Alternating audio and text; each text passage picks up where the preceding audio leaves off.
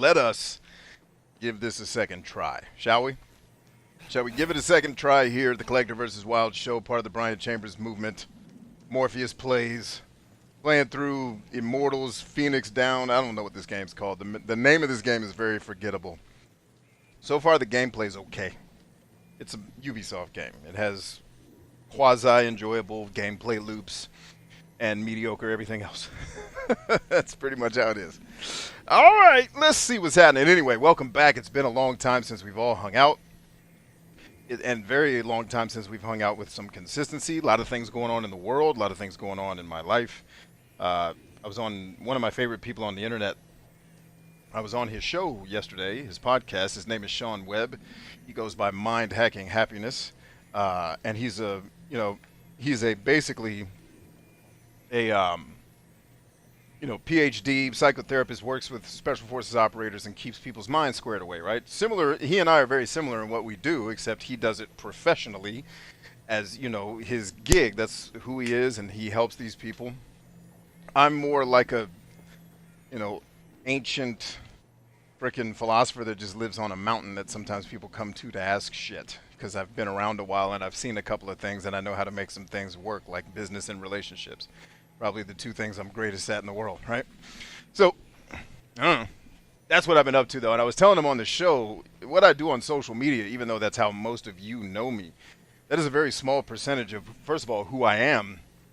Secondly, more importantly, it's a very small percentage of what I do. Most of my life actually is focused on my family. Homeschooling my kids, taking care of my tribe, making sure my sons are getting the education and training they need to kill it in the world when they're ready to come out here and be on their own. Taking care of my wife, my mother-in-law. That eats up the bulk of my life. And then I've got a small band of tribes, men and women that I help, warriors who are out there in the world trying to do good shit. So I try to help them do good shit, whether it's building their business to multi-million-dollar businesses or just launching a business after their military career, whatever the thing is. Some people will call on me to help them do those things better, more efficiently, and faster. I have been up to helping people. And so I haven't been here because I've been more engaged in what I do in my real life and not so much this kind of virtual fake life that I have. Because it's not fake, it's just virtual. All right, let's go ahead and get this treasure that I think they're drawing us to here and figure out what the next step of this game is. Stachio's in the house. What up, dude? New gear. I got the Valor of the Soldier breastplate. What does that mean? Am I awesome now? Does that mean I kick more ass? Is that what's happening? Where do I go to kick the ass at? Is this the ass kick button? I don't know. Let's see. I picked something up. All right. How much greater? +1 to stamina. -10 stamina consumption over time. I guess I have to level this up to level 4 to do that. Is that what it's telling me? Yeah. So interesting. The gear you have, I'm imagining Ubisoft may have learned from its what I call mistakes, but maybe somebody likes this, so it's not a mistake. It's just a style. What it looks like Ubisoft may be doing here is instead of giving you 9,000 pieces of armor to pick up, they're just going to give you a couple, let you level up the one you like and stick with it, which I would prefer. I hate when video games drop an ungodly amount of loot that you never use, because economically that's cool because I could farm it, sell it, make a little cash here and there, but that requires you to do very tedious inventory management for a very long time. Whereas if you just give me a little bit to manage and let me level up what I have, to me, that's way more fun, because then I find a weapon I like and then I don't have to get rid of it. If I really like it, I can just level it up and make it into my own. Like, I love games that let me play it the way I want to and customize shit and break shit. Games that are really rigid and force me to play it its way, you'll notice those are the games I end up not liking that much. That's why I love Death Stranding so much. You can do whatever the fuck you want in that game. And your approach to how you solve the missions is completely up to you. It's like, dude, go nuts. This is your house. I'm like, thank you, Kojima. Somebody who gets it. What's up, dog? I thought you said you were preparing something. Yeah, preparing for you to return. You got the wings? He looks like the lead singer of the band I was listening to last night. Not really good as new, but what is? Something new? You have the jar, right? Get ready to open it. Harley, what's happening? Cheese is in the house. Oh. You deceitful thief! You thought you could escape me? Yeah, that's why I ran. Something from that thing? I told you, it's a problem. There's a problem. Sweet delivery boy. You do not deserve the crown you were given. We'll take you down, Typhon! Just like before! Alright, so we're eventually going to find out that this jokester is actually a really important guy. I'm guessing he's one of the gods, and he's pretending to be a moron human. No! Or at the very least, some cool guy who's pretending to be an idiot. I can't! I have you now.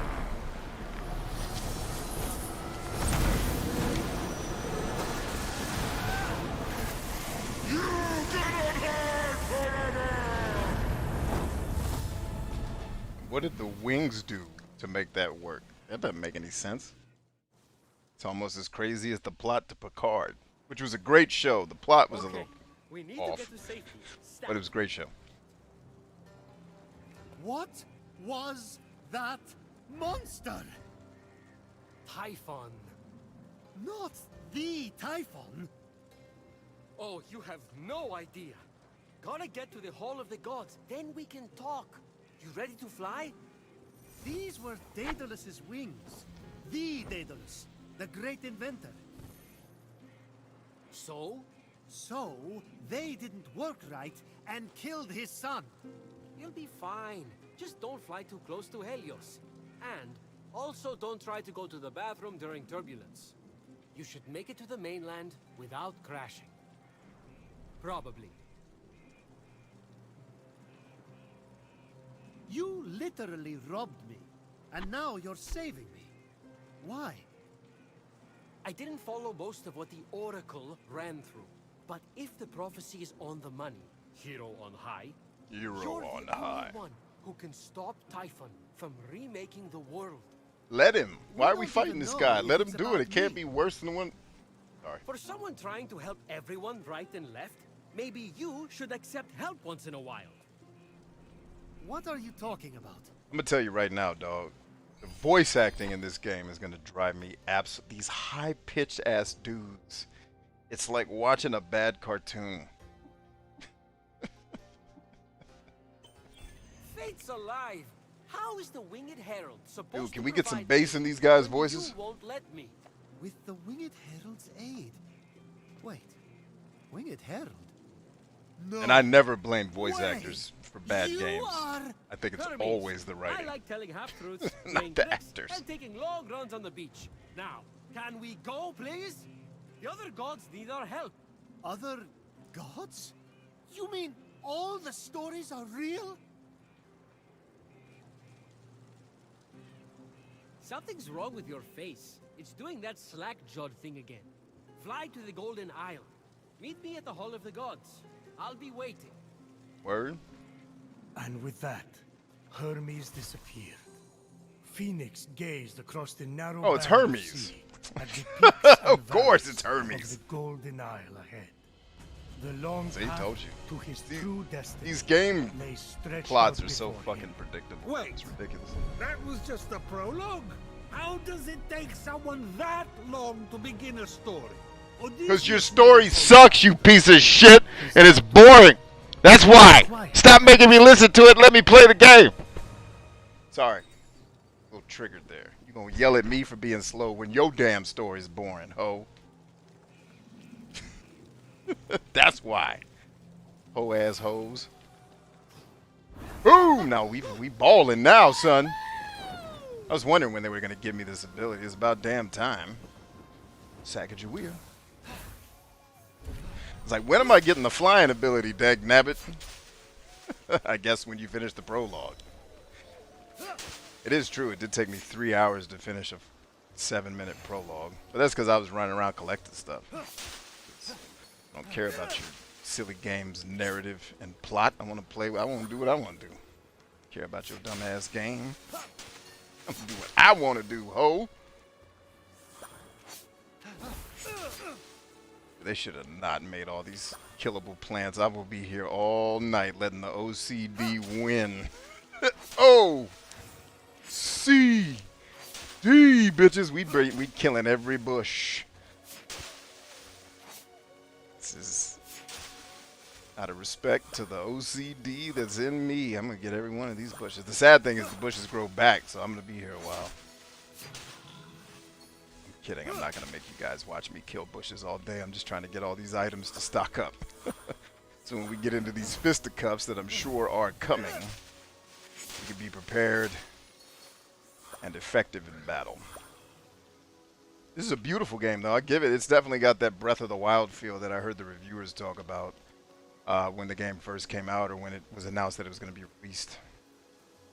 So how have all you wonderful human beings been doing? We went from streaming semi-regularly to frickin' Ryan decided to start a company he wanted me to partner with him in.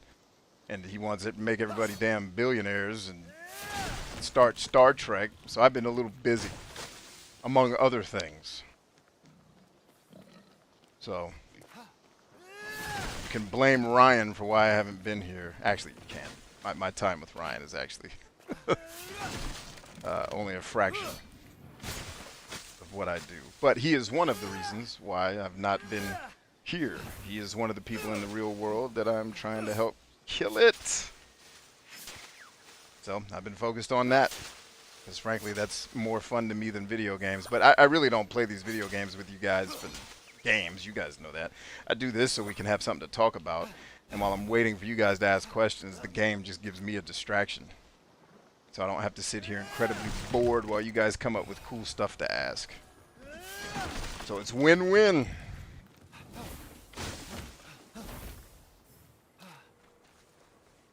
Alright, let's look at the comments and we'll get back to the game. It would be amazing to play a game with Bryant as a voice actor. Well, if Konami hadn't shut down the Metal Gear remake, you would have got to play that. I auditioned for Big Boss, I auditioned for Solid Snake, Gray Fox, and I think I auditioned for Revolver Ocelot. I also auditioned for another person who's drawing a blank. The main role I was going for was Big Boss, because he's maybe my favorite character in all the video games.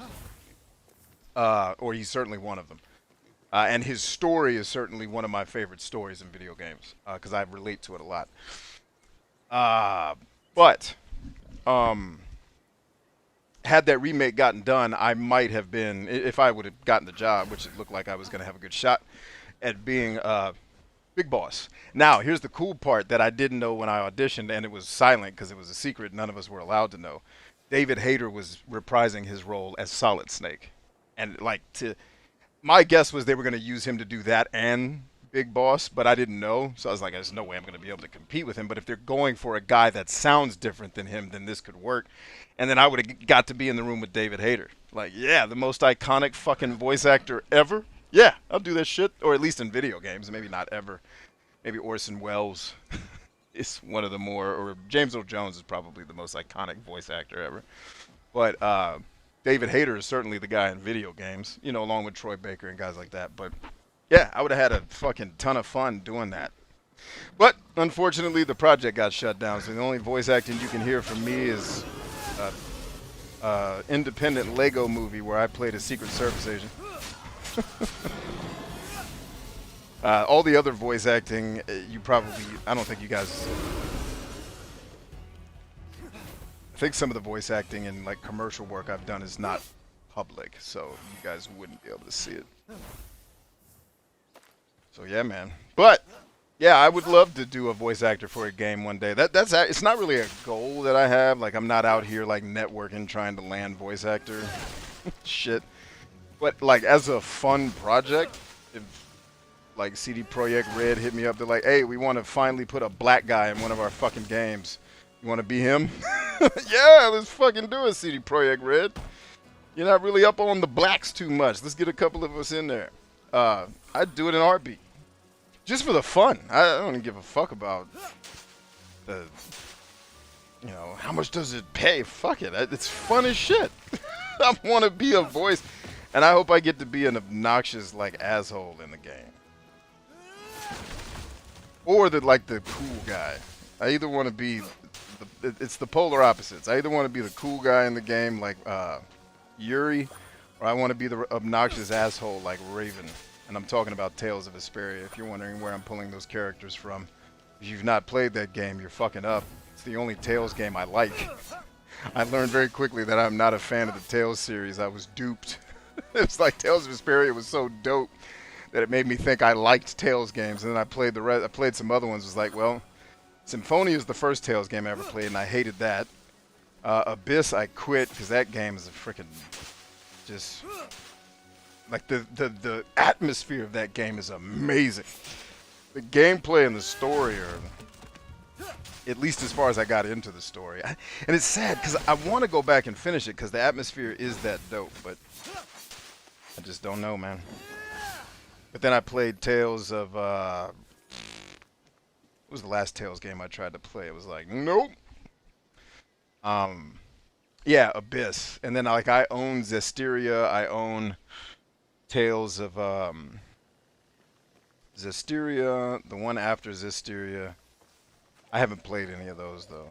And I just got Tales of Eternia for my or Tales of Eternity, I think, for my Suddenly, PSP. the majestic form of a wild creature caught Phoenix's eye. If Phoenix wanted to tame the beautiful beast, the mortal would have to befriend it first. Why are you whispering? Because I don't want to scare it away. What are you on? Because can I have some?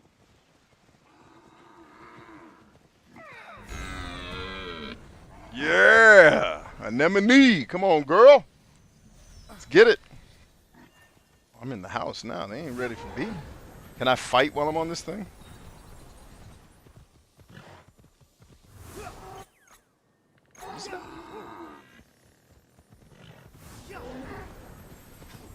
Oh shit. I thought the animal could jump. Nope. Animal can't jump and I can't fight while I'm on it. So that's... Alright, listen, man. We've been able to fight on horseback since like 2 Worlds. Why do games keep leaving that part out? Wait a minute. It does let me collect stuff. Alright, so I can collect stuff. That's at least not terrible. But I can't jump, which that's fine. But I should be able to fight from horseback, or whatever it's called. Let's go get into some fisticuffs. What do you guys think? Jump off the mountain, baby. You got this. Oh, punk.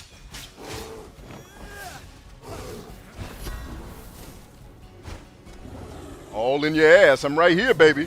All in your ass. You ain't ready. Oops. Look at you swinging at the air, oh.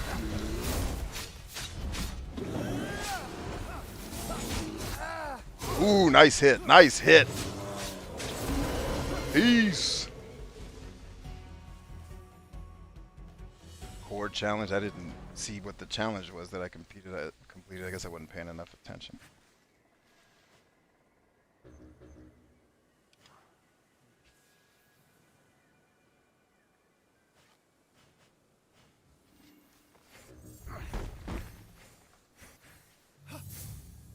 Oh. That's actually how I should have fought that guy. Alright, let's take some more comments.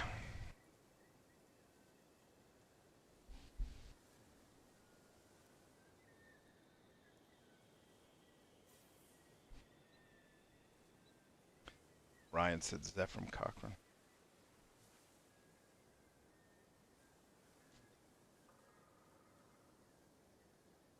Yeah, I was a special agent. I actually had to protect Obama in the film. And I think I had to snatch him because he was running his mouth. It's like, sir, get in the damn car. It's like, or something like that. I can't remember what my actual lines were.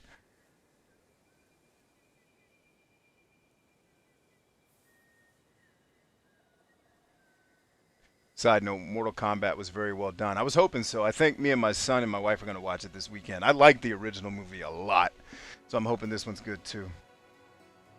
It's one of the better video game-based movies ever made, really.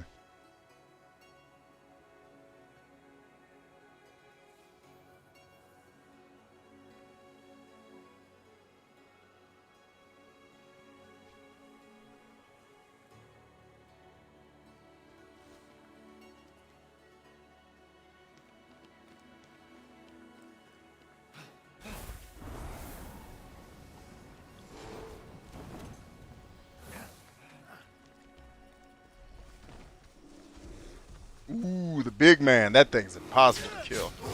Not impossible, but at my level, it may be a little hard. Wrong button. I forgot what the lock-on button is.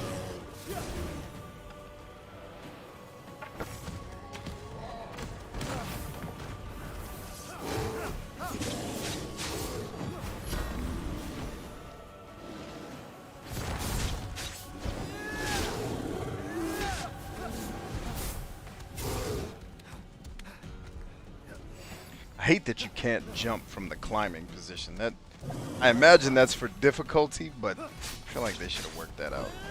It's just more convenient. I get that it makes the game more difficult, but it makes it eat more time too, which I'd take the game being slightly easier and save me time in this case.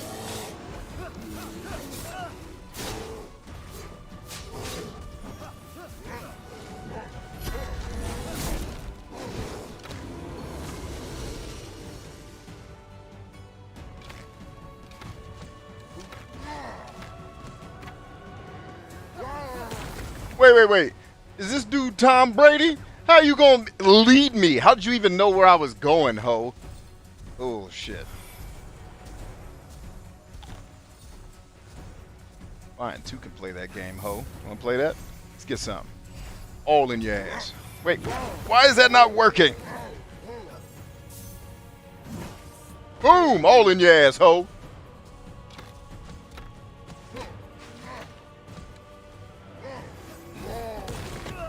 Bullshit. I guess Ubisoft doesn't really like the laws of physics too much. Or space-time continuum. Because apparently this guy can see the future.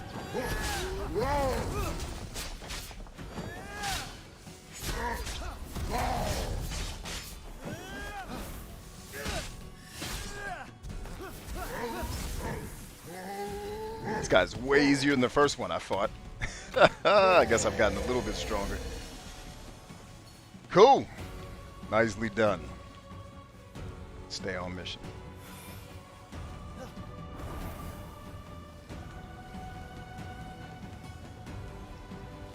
There's a lot of gymnastics you got to do with your fingers to play this game effectively. I feel like the designers probably should have pared down the controls a little bit. Because like just to do what I just did right there, to fly and pull back on the stick, it's not intuitive. The controls in this game, like the mechanics, not the execution of the controls in terms of what's happening on screen are fine, but the actual control scheme in this game, I feel like Ubisoft tried to do too much, and now we're suffering because I have to attack with RB. First of all, fuck you. That's bad.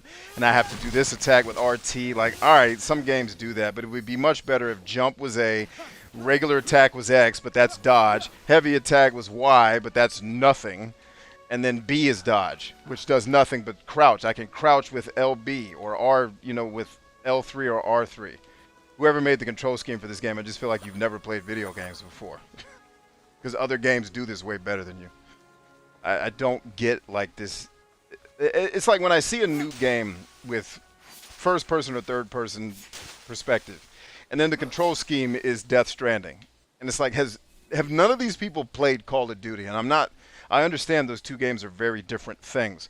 But just moving through the world in Call of Duty, that game to me was what revolutionized, at least from my experience, how 3D controls were supposed to work. Because up to that point, they sucked pretty hard. Like, really bad. Call of Duty was the revolutionary game that made 3D controls actually fucking tolerable, from my opinion. But then it's like, we figure out how to make it not suck, but then games like Metal Gear and The Last of Us still get made with the old way. Why? Like, why make the execution of your game fucking clumsy if there's going to be action in it? I get that the point of your art is to tell me your dumbass story, but, you know, if you're going to make it into a game, let's maybe bother to make the game fun and not tedious or annoying or unenjoyable. Which, by the way, this game is none of those. It's not unenjoyable. It's just like we could have done a better job with the controls, I think. And this game, in its defense, someone will be screaming in the comments eventually, like, they let you customize the control. They do, but not to the degree of my liking. Like, the controls are still sometimey. And I can't control. I can't customize the controls in a way that's suitable for me. Like, you only get so many options in terms of adjusting the controls, and the options I want are not available. So it's like, all right, I guess I can customize the controls, but only if I want to customize them the way the game wants me to, not the way I want them. So why am I customizing controls again?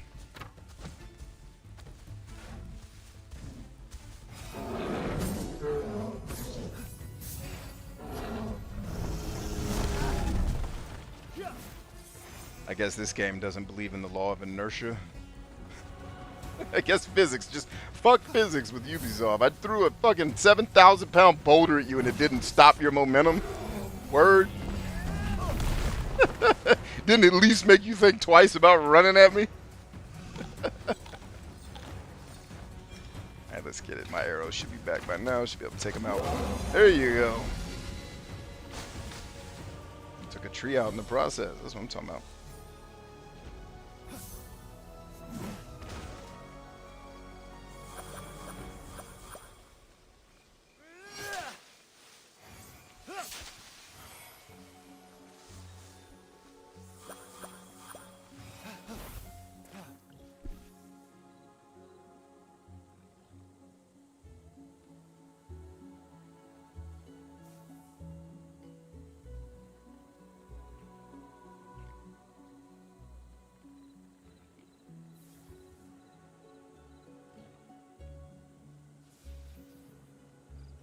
Have you played War Thunder? One of the best airplane tank games that plays really nice with mouse and keyboard. It's also on PS4, but I don't know if it's free to play. War Thunder. I don't think I have. I don't really play a lot of free to play games. So I don't think I've played that one. Let's see. Broken Zoo says B's perfect game. 8-bit version of B is running across the screen left to right automatically.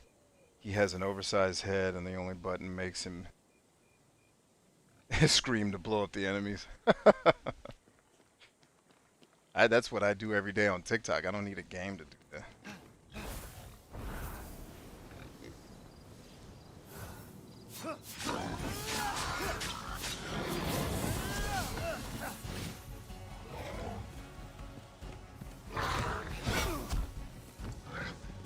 Oh, so that is the lock-on button. It just didn't work. Sometimey ass controls. Get up here. You get this ass whipping that you need, boy. All in your ass. That's where I put it. That's where it belongs. That's where it's best served. In your ass. All right.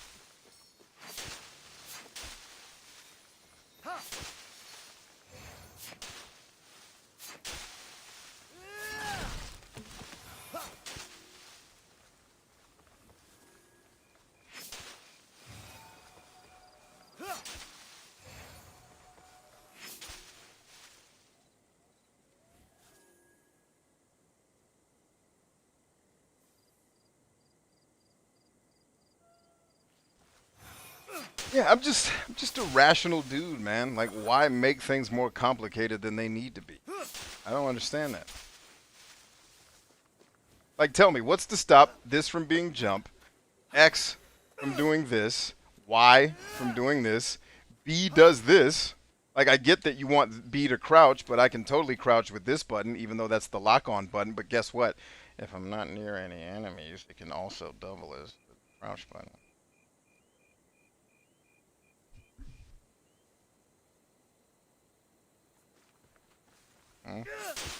Like, that's simple. But right now I have to jump with A, like crab claw my hand up to the RB to do the normal attack, and then do the heavy attack with my middle finger, and then if I want to fly and pull up on the joystick, I got to use my index fucking finger while I'm thumbing it with B. Like, fuck this game. It's like, you didn't finish the game, Ubisoft. You put this shit out and you didn't think through. They didn't robustly program the control customization, or I just fucked it up and can't figure out how to do it. That is very possible too. Ubisoft may have done it fantastically and I'm just too much of a moron to figure it out. That's very possible because I don't like figuring shit out. And if it's not intuitive, I'll just fucking walk away because I don't give a shit. I'll figure shit out that my life needs me to figure out. But if it's for my recreation, if I gotta figure out how to play your shit for my recreation, you can eat a dick. I'll just go do something else. That's probably why I don't play like Dungeons and Dragons and shit. Like if I gotta read a goddamn rule book before we get into this game we're supposed to be playing, not reading, it's like I'm good. Here's the 78-page manual for how this game works. How the fuck is this a game? Like, who enjoys this shit? Do you even have to do accounting work when you're playing games? That's you? I guess so. But it's a shame that most game designers are nerds. We need more jocks as game designers, dude. More people that know what, like, physical fun is. Please. Not cerebral rulebook reading Dungeons and Dragons fun. We get like the developers of Rocket League. Can you guys just be the developers of all the action sequences for video games forever? Can you help Kojima make an action game? Can you do that? Or matter of fact, Platinum Games. You guys have partnered with Kojima before. Can you guys just go there? Just go to Kojima Productions and be like, listen, we're gonna program the action sequences of your games from now on. You don't have to do it anymore. We got this. Just let Platinum do it. They figured out the action game and actually made it dope. I think right now in the game, they're probably the best at it.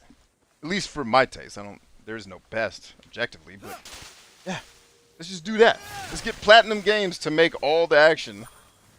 You know, let Kojima write the stories. Right? The leveling system should be handled by Tri-Ace. Because they made the best leveling system known to man.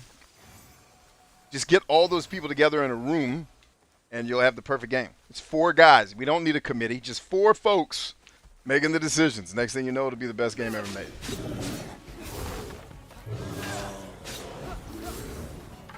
I do like the variety of the combat, though. Being able to pull out, you know, like run in, attack, pull back, fight from a distance. That's like Ubisoft is very good at making these combat loops in their games. That's one thing I'll always praise them for. Is combat loops are always a good amount of fun to engage with. Looks like we're going to the top of Mount Olympus or whatever that is over there.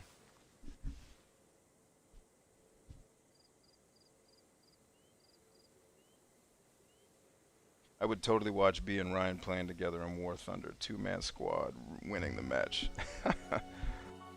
I don't know. I don't usually do good at war games because they're not like actual war. They're like laser tag, and I suck at laser tag. It's like so I don't usually win at war games. The only war game I ever got really good at was Battlefield because it was the most like actually fighting. It's nothing like fighting, but out of all the other shooter games, it was the closest I ever got to it. You know, and then Ghost Recon Wildlands made it perfect. Like they took what except that's not a competitive game. That's a single player, more playing like an operator, which I way prefer over competitive shit. I'm not that type of competitor. Like I'm highly competitive, but I'm competitive with myself. I don't really care about making you lose. I just want to win. But yeah, most war games I suck at because the tactics that make them work aren't like actual war, and then I'm out there playing like an actual combatant, getting my ass whooped. Because I'm too slow. Like, I'm too slow and methodical. And it's just like you got to be a fucking chicken with your head cut off to win at Call of Duty and shit like that. But I don't know anything about War Thunder, so maybe it is like real war. I just don't know.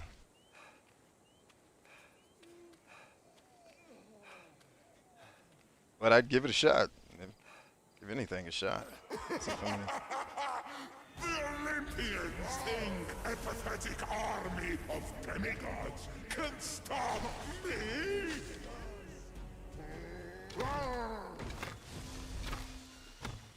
Hey man, that dude looks like he's helping me. Are you guys homies or are we fighting? I feel personally attacked by tigers. So Suba, about the weapons not having punch, understand this is basically just past the prologue in the game, so I am still very much using the first weapon they give you in the game, which is very, very not strong. You're pretty much a weakling when you start this game off.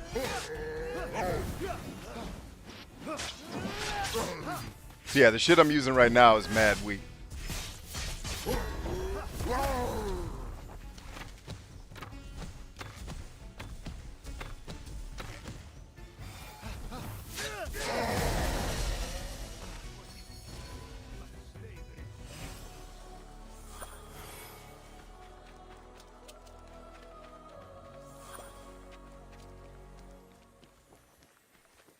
y'all out here doing?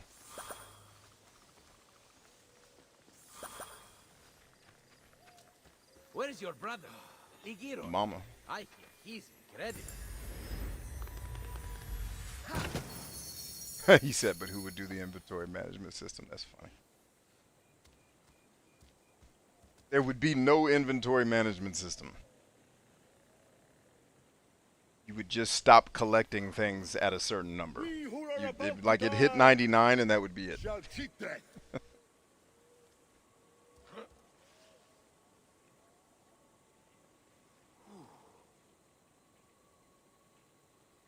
We'll make our mark on the gold. Yeah, but keep in mind, what I'm actually fighting are much stronger enemies than what you start fighting in the beginning of the game. Like the warthogs are about all I should be fighting with my current weaponry. That giant cyclops is actually one of the bigger enemies that they don't necessarily expect you to fight at this point. Because like I'm just at the point where I can even do damage to the damn cyclops. When I first fought him like 3 levels ago, I think I'm level 4 right now. At level 3, or level 1 or 2, I'm pretty sure that Cyclops, I wasn't even doing damage to him. It was just like, yeah, alright, nice try, dude. Get your ass out of here. You are not meant for this fight. And so I actually had to run away because I couldn't kill him. Because I'm not good enough at the game where I can take no damage in a fight yet. And so, like, one hit, he was killing me. So it's like I'd fight for 5 minutes, and then he'd hit me once, and the fight would be over. So I imagine, I don't know this to be true. And by the way, I'm not disagreeing with you guys, just trying to give you some more context. I don't know that it'll change when I get better weapons. But I can tell you I'm basically fighting things that just moments, you know, just essentially an hour ago, game time-wise, I wasn't even able to fight and had to run away from. So progression is legit. I just don't know what the sting of the weapons is going to feel like as I continue to level up and get better weapons. Ooh, hey there.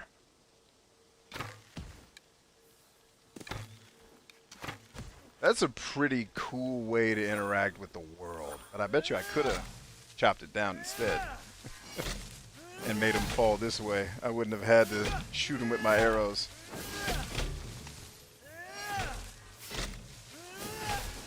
But hitting it with the axe makes it drop too. That's really cool, man. Nice little touches in this game. Like I said, this game's not bad. It's not amazing. It's alright. So far. We'll see how it gets. I mean, I just finished the prologue, so I don't even know that I'm really into the game per se yet, but so far it's alright. I get weapon damage being low, but did it have to sound the smacking someone abundant? Yeah, I think because I'm weak as shit, I'm wondering to see if as I continue to get better weapons, does that change? Now, you're also pointing out something that, again, I think that's a generational difference between you and I, or between gamers like you and I. I would never fucking notice the punch of the weapons. I feel like the younger generations of gamers have had it so good for fucking so long with games that it's like we're now finding supremely nitpicky shit to not be happy with our games. Like our games, I shit all over games, but let me be clear. From a computer science standpoint, all of these motherfuckers are miracles of modern technology, alright? When I say games are shit, I am being relative. Like, no video game is actually a piece of shit. E.T. is not a piece of shit. It is a functional game that's not that fun, but it is not easy to pull off shit like that, especially given the fact of what the developer had to go through to get that game out. So that's objectively speaking, but like the punch of the weapons, nobody was fucking talking about that when I was reading Electronic Gaming Monthly back in 1993. You know, like, it just like, you guys are so... and you've both made games, the younger generations have made games more phenomenal, but you've also made them worse. Because the shit you guys nitpick is the shit that I think is wrong with games. Like, the fucking stories are too long and boring. the games themselves are too damn long. Like, and it's all because it's coming from the mindset that I used to hear from gamers of there are usually people who are cash strapped who can't buy a lot of games. So it's like when they buy a game, they want it to last for 1,000 hours. Why? Like, you go to the movies, it's over in 2 hours. But did you enjoy the motherfucker? Because after 40 hours, I'm not having a whole lot of fun around here. But I'm also not much of a... I'm not a very playful person. So I think gaming doesn't really have the effect on me that it does maybe on people. Like, gaming is a fun distraction to do for an hour or two here and there. But I don't need to be here for 9 hours. You know, I guess if I wanted to spend that much time with an entertainment medium, I guess I could see that. But yeah, like when I listen to modern reviewers, because you're not the first person I've heard. Yeah, the punch of the weapons is weak. Like people be like, yeah, the guns in battle. Like, who gives a fuck? Do the guns hit the target? What are you talking about? And it's not that you're wrong. It's just that you are looking. You are put off by something that I wouldn't even know to think about because you guys have had amazing fucking games. You guys didn't play fucking Wrath of the Black Manta. Go back and play that shit and then come back here and tell me if you're still disappointed with the punch of the weapons. Play that shit. Play Defender of the Crown and then come back here and tell me all the problems you're having. Fucking... But that's the thing, like, I think a lot of gamers have really become kind of elitist art connoisseurs.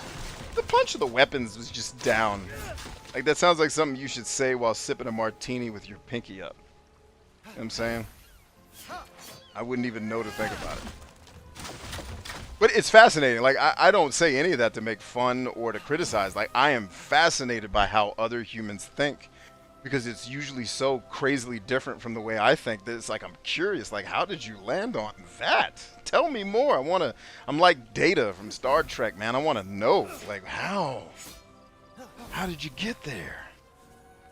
How did you think 100-hour games were a good fucking idea? I've yet to play a game that lasts that long that I've ever enjoyed. I have played games for more than 100 hours, of course.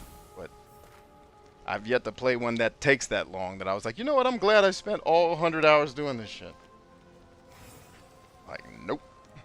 I think the longest game I've ever played, like just played to finish, didn't do a ton of the side quests and shit, was Tales of Symphonia. And that took me 74 fucking hours, and I was miserable at the end of it. Like, what in the fuck did I just do with my life? Never again will I spend 74 hours. Like, who enjoys this shit for this long? Bored people with no imagination, that's who.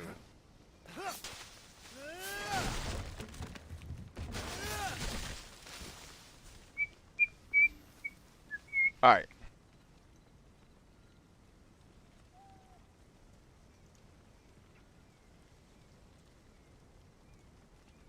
I bet you talked about this before, but what about Arma games? Too complicated. That fucking Arma... I would rather just go fight another fucking war than play Arma again. Every goddamn key on the keyboard does something. That is not a game. That's a simulation for fucking nerds. No thank you. I'm not a nerd. So any nerd shit, just assume I don't like it.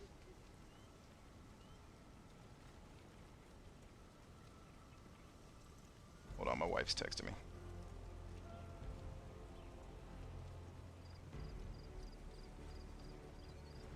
How long ago was that text? Okay, it wasn't terribly long ago. I need to turn my ringer on because I am not getting these messages. Alright. Let's see. Would you consider them to be closer to the real? So yes, they are closer to the real thing in that they're more practical. But the playing of the game isn't a fucking game. It's like I need to read a manual, memorize all the keys on the keyboard, practice. If I gotta practice to play your fucking game, I'm not doing it. It's not a game. That's a simulation. That's for nerds. And I don't have enough time. Like, I don't have enough time to get good at video games that require hours and hours of repetition to get skillful, like fucking Bloodborne. I just don't have the time. If I had 8 hours a day to play video games, I would probably like Bloodborne, because if that was a job, if it was my job to play those games, I'd be willing to put in the time. But it's like, I got other shit to do, man. Like, I got somebody in my inbox right now that's dealing with their son being dead. Like, I ain't got time for fucking Arma. Fuck that. Like, my life is just too fucking chaotic to want to do things for 90 hours at a time that are supremely repetitive and tedious. Let's see. Broken Super says, bruh, that's because in games like Battletoads, hitting an enemy sounded like sending an enemy to space. Contra bullets sounded like... oh, bullshit. You were not a kid talking about the fucking explosions in Contra, you revisionist history liar. You were not playing Contra. Listen to the explosions, Dad. Bullshit. Nice try. You're just an elitist. Accept it. You're like the fucking nerds in hip-hop. Well, the rhyme scheme in this song wasn't as... Get the fuck out of here. Just enjoy the song or don't. Does he remember any games from back in the day that sounded like hitting someone with a wiffle bat? No, because I don't listen for that shit. I just want to kill dragons. I don't care what the fucking sword sounds like. Because I have other shit to do.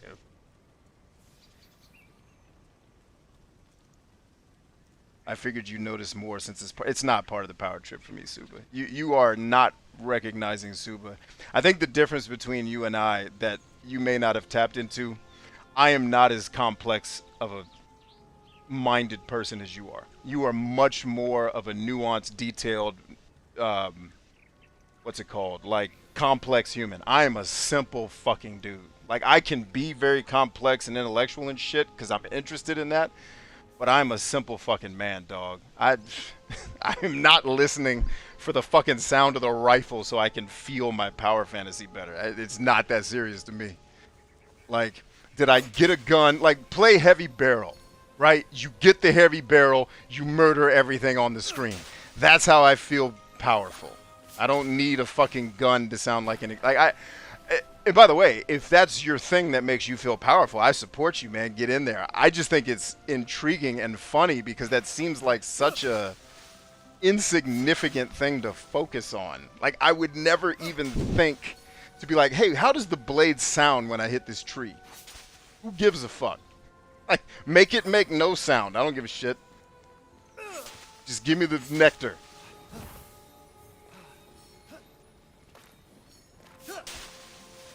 Like, I think you and I relate in a lot of ways, but you are much more of a complex thinker. And by the way, this is what I was talking about in your business shit too. Like that over-analysis shit. Like, just, like, simplify, execute, adjust. Right? Like, that's kind of what I'm getting at. Like, you love a lot of detail. You love the nuance and tasting all it. Like, fuck, that shit is tedious to a goddamn extrovert. Like, I do not need to know all the details. I'm not neurotic enough. Like, do we have 40% of the details? That's enough to go to war. Let's go. Let's get in there. Come on. All this goddamn talking. Let's get in there. Hey, what is this thing that it's asking me to use? But I could be wrong, man. Who knows? Jenny says, I'll try to remember to take a picture of the sword I bought my oldest son. Cool. Merlin says, hey, with the Good Life Playbook, should I start with understanding your person? So the Good Life Playbook is actually built in order of how you should take it. So just go left to right, top to bottom, you're good. Incredible. The only exception to that rule is the Social Media Master University. You can kind of take that whenever you want. That's kind of a standalone course that I added. That was a separate course that I added to the Good Life Playbook after the fact. That course alone used to be $2,000. But you can take that whenever you want. Remember that thing I stole from Typhon? It was an itty-bitty piece of his eye to hide this place from his terrifying gaze. You're welcome. You said this is the Hall of the Gods. Well, where are the others?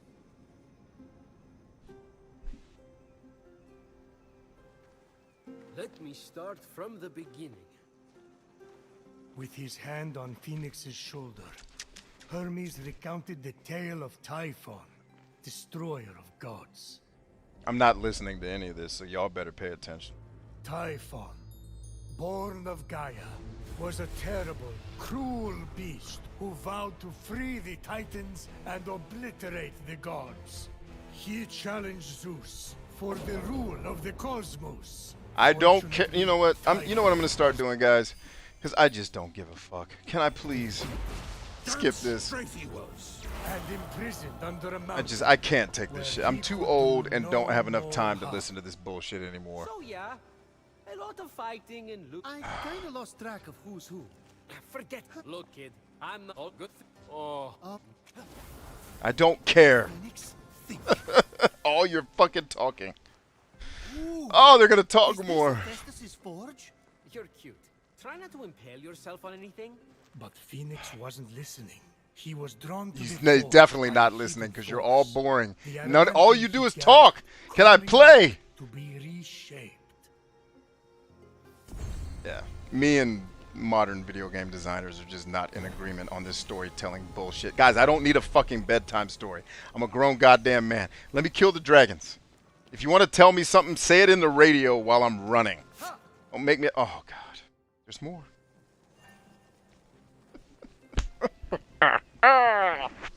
Nice cauldron.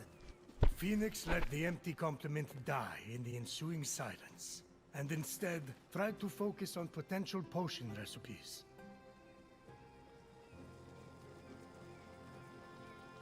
Let's see, Broken Suba says, LOL, that's fair, and ambiance is important to me more so than even story. Yes, in that space, you and I are in agreement.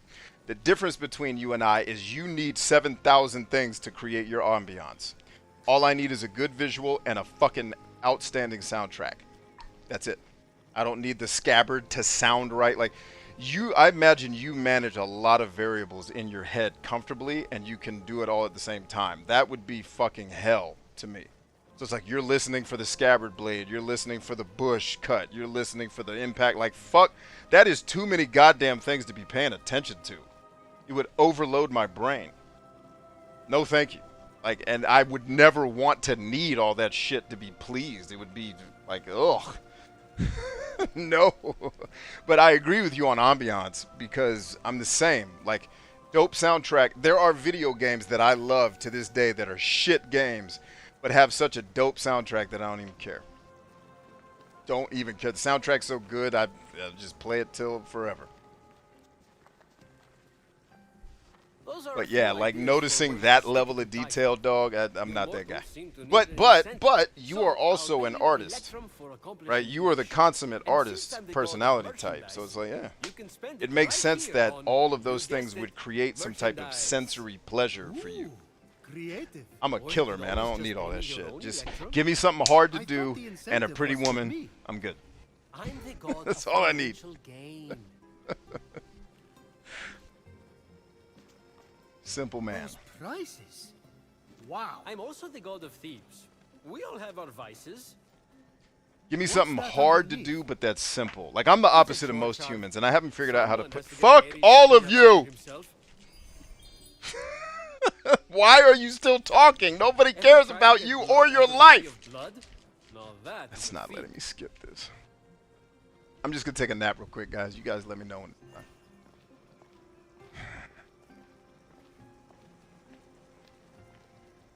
I'd gladly pay attention to these fucking stories if they were interesting, but they're written for 9-year-olds, so it's like they're actually an insult to my intelligence. I think is why I get frustrated with these stupid ass games. Like, why do I need to watch this these where the weird gods get their cutscenes? dental Just exams? tell me the thing you're No, supposed to be it's telling where me. we rip off our skin to change our appearance. Wasting time. And my thing is I hate wasting time. That's why most video better games than visiting the dentist. bother me, because they're time wasters. I want to accomplish shit, not waste time. So I'm playing the game to accomplish goals, and the game keeps wanting me to listen to it fucking talk. Like, god damn it, let me do the goal. What's this? Not sure. Hades had it delivered. Deposit an offering for the ferryman. An unexpected help. could See, very all they would well have to arrive. do is this little thing right here on the right-hand side of the screen. Just flash that on screen, let me read it, I'm good. I don't need to listen to these guys talk. Who's Argo? Oh, video games are made for way more bored people than me, I think. I don't need this much stimulation in my life, dude. Just let me kill a dragon and then go eat some lunch. Can we just keep it simple, Jesus? Let's see. Important information from my son. What they talking about?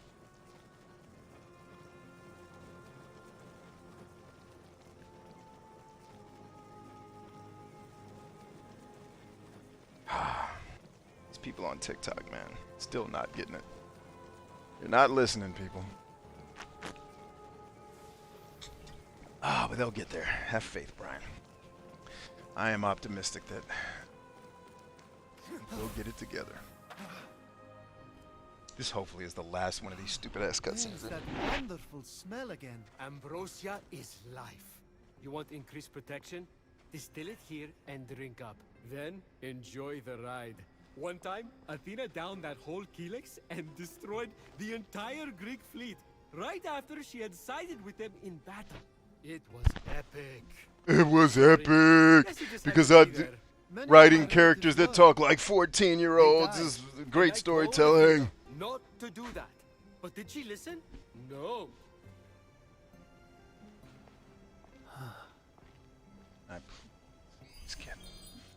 Please skip this. Please. Alright, I listened to none of that. Did you guys catch what they were saying? Because I don't know what I'm supposed to be doing. Let's see. At least Souls games don't have cutscenes. Yeah, that's a good point. It's one of the things that I love the Souls games for the ambiance, the music, and the world. It's just the fucking unintuitive, obtuse, goddamn puzzle-solving combat that can go eat a dick. That's the only problem I have with the game. Is, hey, go to war. We're not going to train you. Good luck. Like, fuck you. I'm not doing any of that shit. I'm not going to spend the next 3 hours figuring out how to play your game. It should be intuitive. Otherwise, I just don't need to play it. But I imagine the same beef I have with Bloodborne would be the same as, like, if I brought a nerd and just told him, get out here and play football. He wouldn't know what the fuck to do. It's like, you got to be shown. But I, at the very least, wouldn't just put you on the field and let you get the shit beat out of you. I'd show you how to play real quick. Teach you a couple of things and let you run with it. Have some fun. Let's see. Speaking of dope soundtracks, Chrono Cross. I'm curious if you'd end up liking the story too. So Chrono Cross has one of the most phenomenal soundtracks I've ever heard. Fuck video games. It's just a dope soundtrack, period. The problem is I didn't get very far in the game because it's Chrono Cross, which is based upon, I'm sorry, Chrono. I'm supposed to be saying Chrono because all the fucking Chrono fans will have a stroke if I mispronounce their god wrong. But Chrono Cross is the sequel to Chrono Trigger, which I think Chrono Trigger is one of the most boring games I've ever played, and I don't like it. Chrono Cross is even worse. Like, I played, I think, the first 2 hours, and I was like, I can't take this shit. It's slow. It's just like the rest of these. It's the consummate PlayStation 1 game. Fucking non-stop chit-chat and dialogue. That's boring as fuck. A little bit of gameplay, but it's slow as shit because it's loading off of a CD, so it takes forever. Like, the PlayStation 1, it needed to happen. I'm glad it happened, and I hate most of the fucking games on it because they're just not built for people that don't have a lot of free time. You have to really invest time into a lot of these games, and that's just something I don't have. And that's actually the like, if I was still, 15 years old and was building this like an influencer, I'd be having the time of my life because I would have more time to engage and sit patiently while these people say stupid shit. But like right now in the back of my head, it's like I'm doing this stream because I want to hang out with you guys and chat. But then I'm thinking, okay, well, as soon as I'm done here, I got to go do this other thing. And it's like I'm not. So when the game starts wasting my time, I get frustrated. It's like, come on, man. Like, I don't have much. I only have so much time to do this. Can you please dispense with the chit chat? And then I have to not play the game so I can talk to you guys because I'm terrified that somebody's gonna fucking start another cutscene if I move. It's like, damn it. All right, let's see what all this shit does. All right, so I can change my hairstyle. Really, I needed a cutscene to be told that I could change my fucking hairstyle. Alright, what do they want me to do? River Stick Sister, and upgrade your skills and godly powers by spending coins of Charon. Okay. I would very much like to upgrade my bow and arrow, because I want more arrows. What does this do? Okay, I have that already. Okay, I can control the speed. That's what I need for that other temple I was trying to do the thing at. But I don't see anything that gives me more actual arrows. Interesting.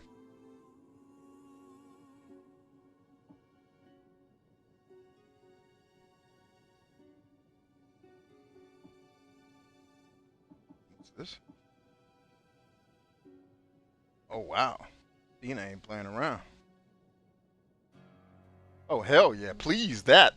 All that. Hold on, though. Let me get a look at everything before I do.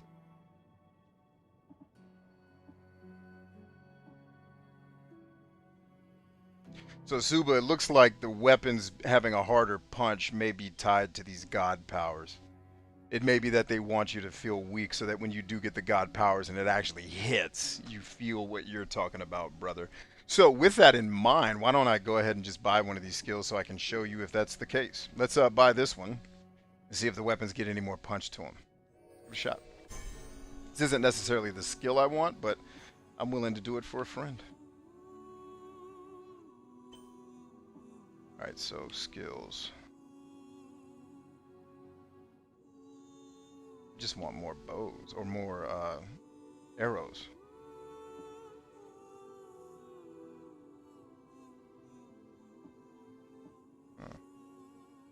How do I just get more access to arrows? Or is that maybe that's something you find in the world, I guess, maybe?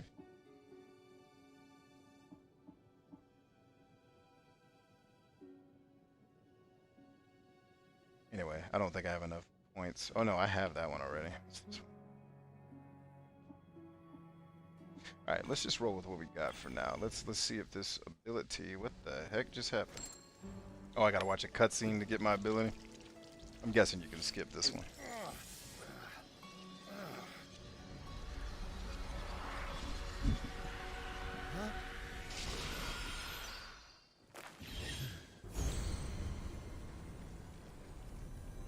Let me know if you're in the market for anything.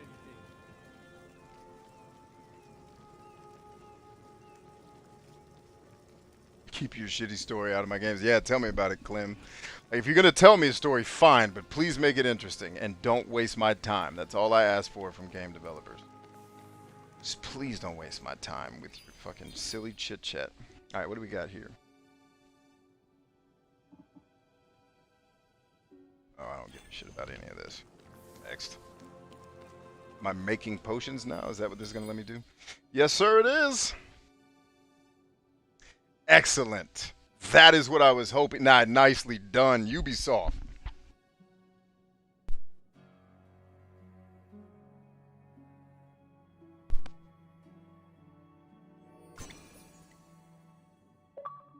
There it is. Getting my trophies, boy.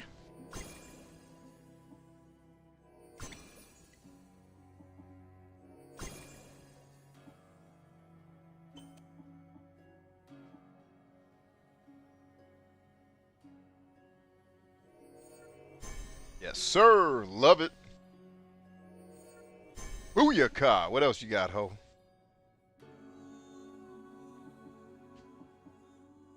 Actually, I don't need these skills because I don't have that many things to refill.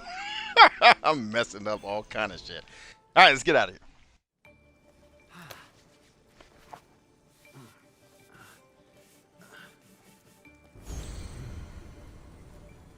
Aha, well that's a deeper analysis of Cross and the platform than I'd heard before. Yeah, it's just like, I hated the PlayStation 1 because of that fucking disc media. And the machines just weren't fast enough. Like, if you play Final Fantasy, go play the original Final Fantasy 7 and watch how long it takes the damn battle to load. Every time you get in a fight, you gotta wait for that. Suikoden 5 was another one that was horrible with it, and that was on the PlayStation 2. So it's just like, I came from a world where you literally put a cartridge in, hit the button, and you just go to work. Ninja Gaiden just starts. You know, and I took time off between, so you guys gotta, like, I pulled away from video games during the Super Nintendo and PlayStation 1 generation. When the PlayStation 1 dropped, that is when I quit playing video games. I started focusing on football and women, and video games were out of my life. Right? And then we kept going and kept going, and then I was in school, so it was like, now and then I had a career. I did not come back to playing video games until the Dreamcast, and I only dabbled with the Dreamcast. I had a PlayStation 2 and I dabbled. I didn't really get back to legit playing video games until the Xbox 360. So I missed the whole PlayStation 1 generation, most of the PlayStation 2 generation, and then came back. So all the shit that you guys grew up with that's normal to you was shit I never experienced. So think of the kid that just turns on Ninja Gaiden and wants to go slice people in the face and beat the game. And now I'm sitting here watching people talk for 5 minutes. And, you know, Ninja Gaiden had cutscenes too. They were very short. They're very interesting too, by the way. But it's just like the modality I am in psychologically and emotionally when I play a video game is to play, to be active, right? More masculine energy. What video games are being produced to make us do is be more fucking passive, to be the observer, more feminine energy. I am all like, why am I watching the goddamned game? Let me play it. And so the more you make me watch, the more frustrated I get because it's just like, come on, God, like, please, why? And I get it. Like, most of the kids that grew up playing Chrono Cross, I think, grew up reading fantasy novels. So you're used to this very slow, being taken on this journey of imagination where you're being told a story, and that's the focal point of the experience. Again, I grew up playing, not observing. And I think video games in the PlayStation 1 generation, because they wanted to show off the graphics so fucking much, they made all these fucking cutscenes all the time. And so then the games became about telling a story in a movie instead of fucking playing. And that's where I just lost interest. And now you notice the games I love to death are usually the ones where they let you play the most and give you the most freedom. Anyway. So yeah, it's less of an analysis on Chrono Cross because I only played it for 2 hours, and more an analysis of just game design philosophy. Like, I just think game design turned a corner during PlayStation 1 that I swear, I pray we turn the other direction. Like, go back to playing our games instead of watching them. But I don't think that's going to happen. As soon as the Let's Play existed, I said, well, this is over. Like, we're going to be in a world where no one even plays their games anymore. We just vicariously live through everybody else because we're lazy and have no imagination of our own and don't want to be active. We just want to be passive all the damn time. Okay. Oh, okay. I like the leveling system in this game so far. I am okay with this. Yes. Is this the one that gives me more arrows? Yes. Indeed it does. Damn, you got to pay a hefty price for them arrows too, dog. Damn.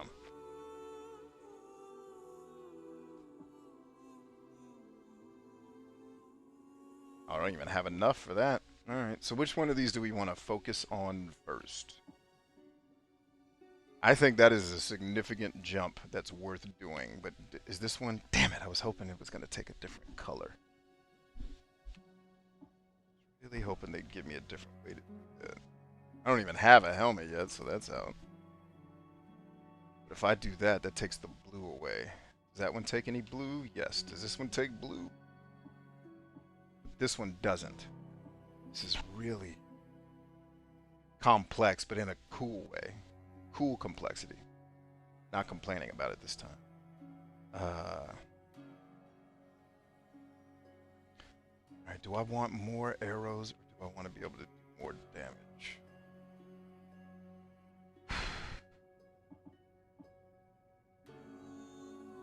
For now, let's just get better at taking an ass whipping.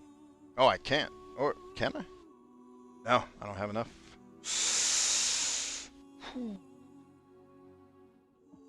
Just stick to swords. Keep it simple.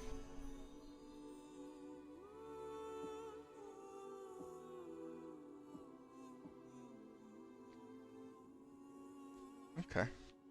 Buy that.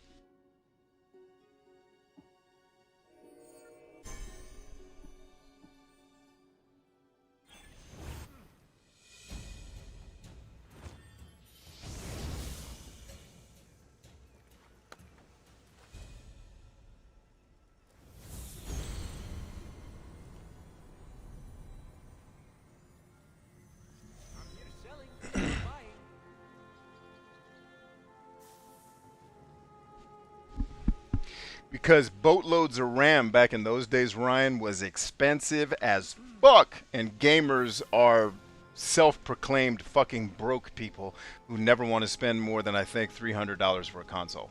That's why. RAM was expensive as shit back in 1994. So unless you wanted to pay $500 for your PlayStation, you got shitty RAM.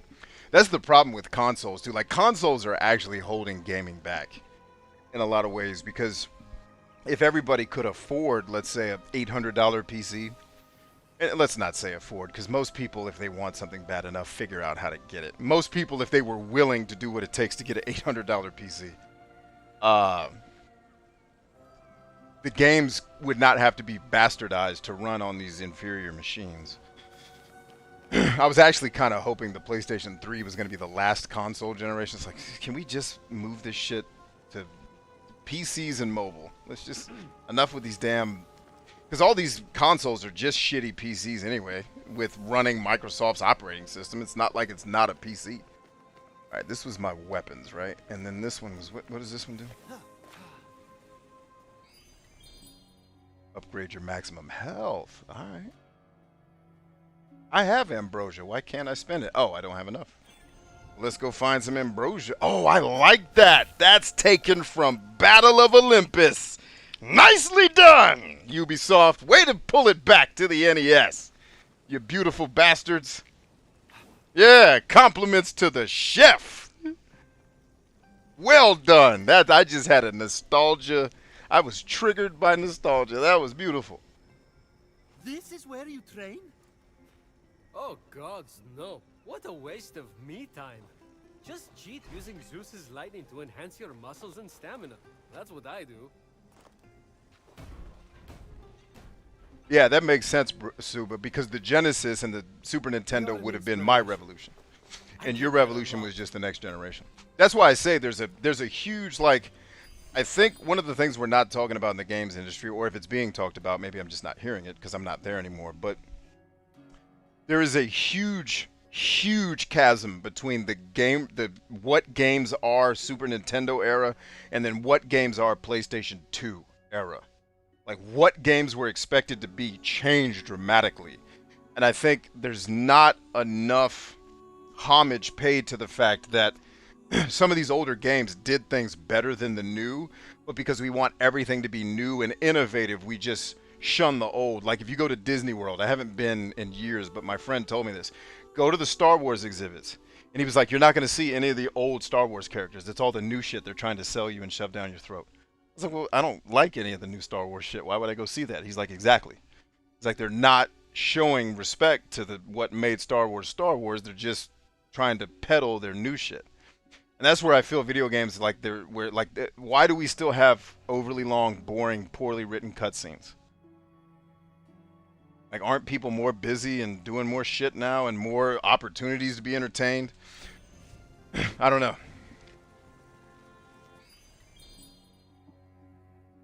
All right, so what it upgrade your maximum stamina by spending? Okay, I don't have any Zeus's lightning, I guess, yet. That's fine. Now, one of the things I never noticed, this is like the Sistine Chapel. Boy, that's dope.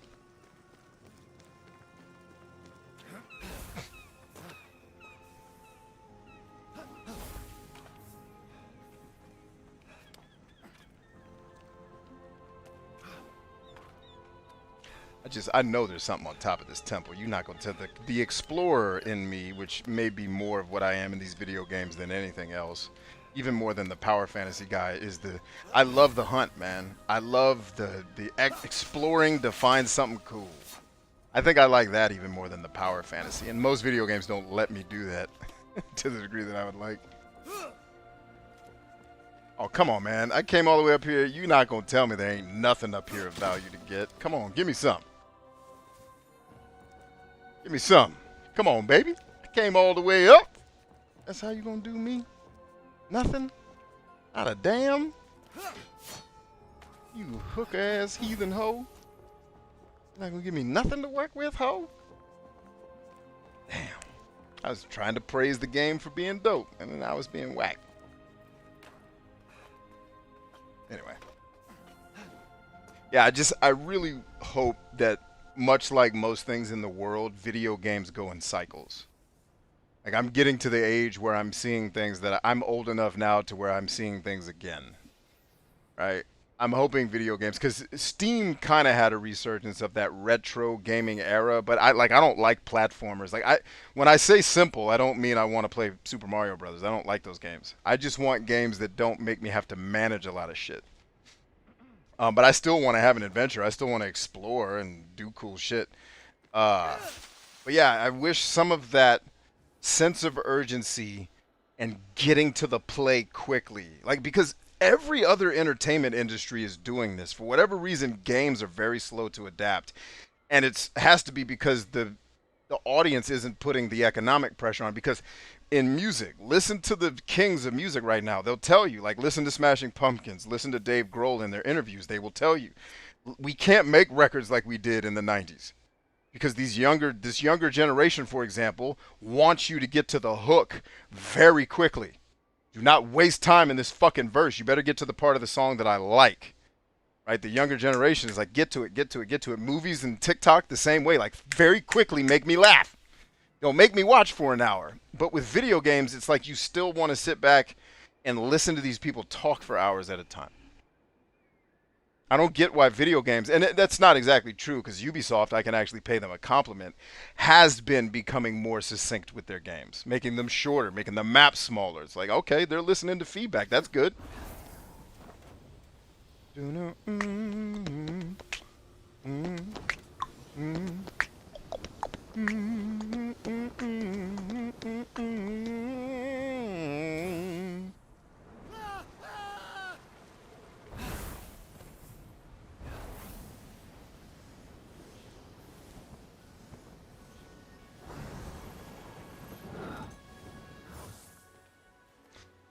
That was cool. Where are we going to next?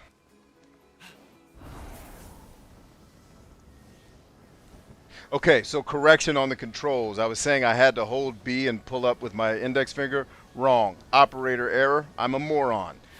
You don't have to hold B. You just press it and it does it for you. Sorry, Ubisoft. That one was on me being a moron. I like to correct myself when I'm wrong. And I'm wrong a lot, so I have to correct myself a lot.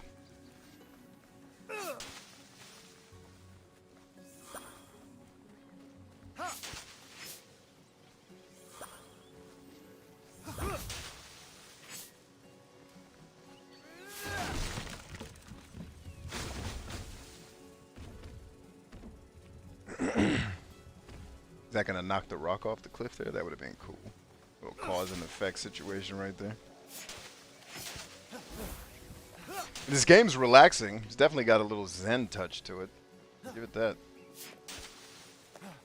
I can pretty much tell you right off the break, just wait till this game's $19 though. You don't need to, unless you're fiending to play a video game, you don't need to rush out and buy this at full price. It's just not good enough. It's fine. It's a fine game. And I know I'm not very far into it, but I've been doing this a while. I feel like I can predict this is going to be a above mediocre experience for me.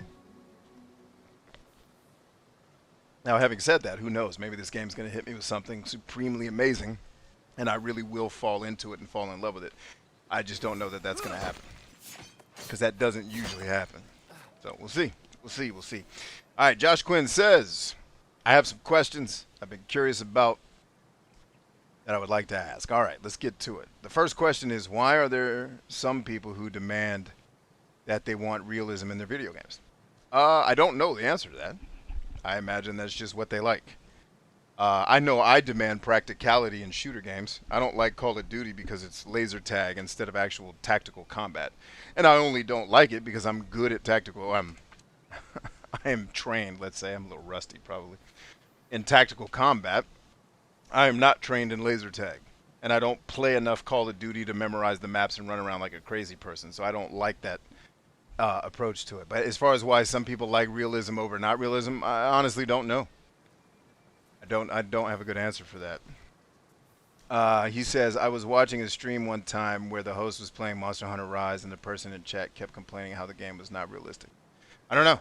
Some people, I guess, if the game's not real, it breaks maybe they lack imagination and can't suspend disbelief in a world that doesn't resemble their world. And by lacks imagination, I'm not saying holistically they're not an imaginative person. Just when they're playing a game, they're not exercising their imagination in a way that allows them to just suspend their disbelief and just say, I know this isn't real. Who cares? Just play the game.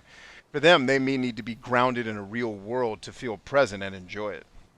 That would be my guess, because I know people like that, but I don't know why they're that way. Usually for me, realism in games just adds tedium, like games that make me take showers. At least Death Stranding gave you a reason to do it, and it was worth it. And it was fun because you got to look at Norman Reedus' butt cheeks, which is always my favorite thing in the world. Let's see. Josh goes on to say, like for instance, the person having an issue with the characters riding dogs, as that would be impossible in reality. The person even stated that they think all games should be based around real. Okay, well, that person is very close-minded and not very empathetic, like because they're assuming that the whole world should bow down and do their shit, which, by the way, is what most childish people on the internet think. Like all these people going around being professionally offended at everything. Because, you know, I say stuff and people be like, I'm offended. I give 0 fucks. I wasn't talking to you. So go be offended at your house. I don't give a damn. Like, you being offended is fine. And all it means, if you're offended, it just means you have not properly or fully processed your emotions around an event that was troubling to you. And so when you hear something that reminds you of it, it's triggering. I get that. I am certainly empathetic to that. The challenge is you have not done the hard work to develop the emotional resilience to push through your pain and your trauma and to have power over it. So what you're going to do is just hide from the pain. And I'm not saying this is wrong. I'm just saying this is what a lot of people do because they're not strong. They're going to run away from their pain and try to push anything that would remind them of the pain away from them. Instead of embracing the pain, facing the demons, understanding what it means that they went through that trauma and processing it so that it no longer has an emotional foothold in their life. But that is hard fucking work. Most people are unwilling and in some cases incapable of doing it. So they're offended. But I will not be held hostage to your lack of resilience. Here's what we're going to do. I wasn't talking to you. So if I offend you, block me. We'll both be happier. You won't have to hear me say things that bother you anymore, and I won't have to listen to you narcissistically tell me about your unwillingness to manage your fucking emotions. Bam. Right? Because could you imagine walking up on a conversation that somebody's having like in front of their house, and because they said something that offends you, you come to their house and say, hey, I don't like you saying that shit, bitch. I'm in my house. Fuck you. Go to your house if you don't like what I say. Like nobody, like I get that you grew up in a school system that told you you were special and your opinion matters and has merit. It really doesn't. None of us give a fuck what you think, believe, do with your life. If you die tonight, none of us are going to care. And that's reality. And I'm evil or mean for saying that, but it's true. How many of you are still mourning Michael Jackson's death? Tell me right now in the comments. Fucking none of you, because you got over it. Like, it ain't that serious. In the end of the day, we're all dying. So it's like, all right, I was sad for a minute, but, you know, I appreciate that he was ever here. Let's get back to work. All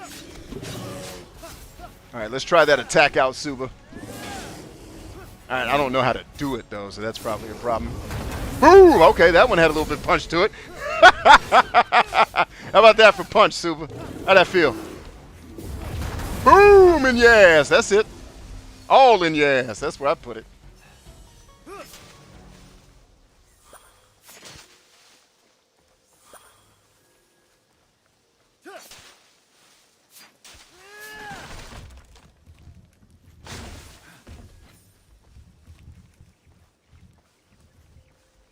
Scout the region from Aphrodite's statue. All right, let's go to Aphrodite's statue. I guess I should be paying attention to what the game's telling me I should be doing instead of just doing my own thing. But doing my own thing is what I've been doing since I was 3, man. I walked away from my parents at the beach in Hawaii and decided I was going to go get a hot dog unsupervised and not tell any of them. My parents thought I was lost forever. I said, no, I just went to get a hot dog. What are y'all tripping about? They're like, you're 3, motherfucker. You're supposed to go with one of us. I was like, I was fine. I didn't need y'all. It was good. I've been a very independent soul for a long time. It's all good. Go live your life. I will not interrupt you in the process of living your life. Hey, give me that. That's going to help me make potions. Now, what I'm hoping the game is decent enough to do is let me make potions without having to go back to that temple to do it. Ooh, ambrosia. Yes, go get it. I love that they marked the map with this stuff. And then Josh says, is this a personality thing? Possibly. I wouldn't know what personality trait to attribute it to Like the inability to suspend disbelief strikes me as a person who's very orderly, but struggles with non-conventionality. But that doesn't ring true because I know people who like realism and are very unconventional. So I wouldn't know what personality trait to ascribe that to. Honestly, it may just be a personal preference thing that's not genetically at all. It may just be socialized conditioning from experience. Yeah.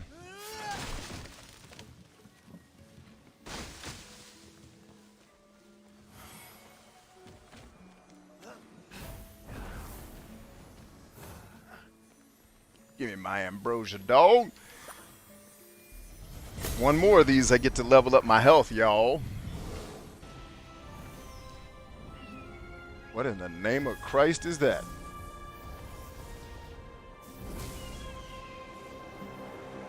What was that? Yeah, what was that? Hey, ho! What's happening, babe? Listen, bow! All in your ass. And where did you come from, by the way? You wasn't up here when I first got here, ho. Sneaky ass. Tried to sneak up on somebody. Get out of here. Man, I've been rewatching my old Let's Play series on Two Worlds that I did on my, I think that was my third YouTube channel. I have like 5 of them. Going all the way back to like 2007. It's fun, man. I was like, wow, I actually enjoy this show. This was a good show that nobody watched. Well, not nobody. A couple thousand people watched it. I think about 100,000 people watched the series. I think is how it went.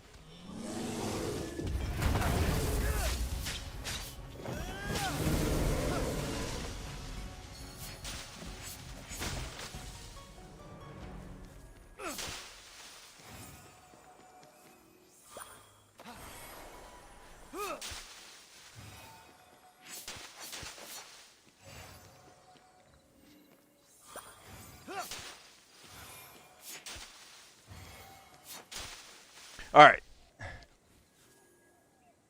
Hunter says, ta-da, I'm here for a little bit. I need to bite someone's head off about something.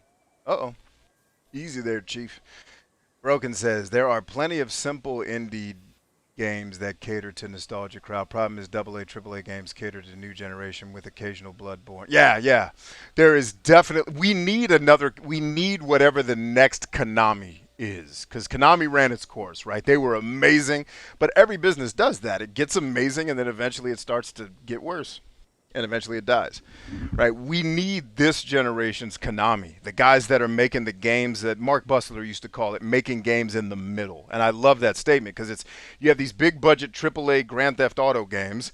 You've got these small independent games like what my boy Robert Boyd makes over at Z-Boyd Games, right? And then you've got Nier Automata. Right, so like Platinum Games for me has become the new Konami, and maybe that's who's going to emerge, or maybe they've already emerged as that. Right, From Software's got a little taste of Konami in them, but they only focus on the Castlevania side of it, which I was never a big Castlevania fan. I always loved the Castlevanias that played like Metroid over the regular Castlevanias because it was about exploration and leveling up, not just the sheer difficulty of fighting this boss 900 times till I get good at it, because I don't have time for that. But yeah, I wish more developers would take more risks. I'm so glad Square Enix is doing that. Like, Square Enix, for me, has emerged as a company that's like, let's just put out some shit and see what happens. Like Star Ocean 5. Turned out not to be a great game, but I love that they did it. I hope they make 6. Right, and I hope it's not a mobile-only title. And then they released Star Ocean 1 on the Switch, thank God, but please make a physical copy of it for collectors, right? Like, they released Nier Automata, they did the Just Cause series. Like, Square Enix has been batting 1,000 for me for the last probably decade with just consistently having something ready to go. Like, Bethesda was the company that brought me back to video games. Elder Scrolls Morrowind, right? And then technically it was really Oblivion because I never finished Morrowind. Then it was Two Worlds that just sold the thing. It sealed the deal, right? Two Worlds became, you know, basically my favorite game of that whole era, and probably my favorite game up to that point. And it was like, can we please get more games like this? But the problem was the players in the industry went nuts because that game wasn't Elder Scrolls. It's like, of course, that's the point. Like, it's better than Elder Scrolls as a game. Not the lore is not, the world is not, but the gameplay is fantastic. It's very simple, but it's fun. You know, and there's actual leveling, not this dynamic, radiant, dynamic bullshit that the Bethesda's trying to make their game vanilla for everybody. Like, fuck you, let it be hard in some places. Damn it, stop trying to make the game babysit everybody. You know, or more games like Fable. I know Peter Molyneux catches a lot of hell, but he has yet to make a game that at least out of the ones I've played, he has made exactly nothing that I hate. I like the Fable series. Did it live up to the hype? No. But damn, at least he took a shot. At least he was willing to say, hey, I'm going to make something that's dope, give it a shot. Even though he swung for the fences, he hit a double. But we need, I think, more. Like, I want less AAA shit. Like, I don't need another Ghost Recon. Wildlands is fine. I don't need another Watch Dogs, man. I don't need another. Well, I guess Grand Theft Auto is going to keep doing his thing because that's kind of a. Grand Theft Auto, I'll give a pass to because I think that's a high quality experience for the people who like it. There, I said it, Rockstar fans. Even though I say I hate Rockstar games personally, objectively, I can say they're all pretty dope ass games, right? Or experiences, whatever you want to call it. But yeah, I think we should have more middle of the road games, more Near Automata. Please.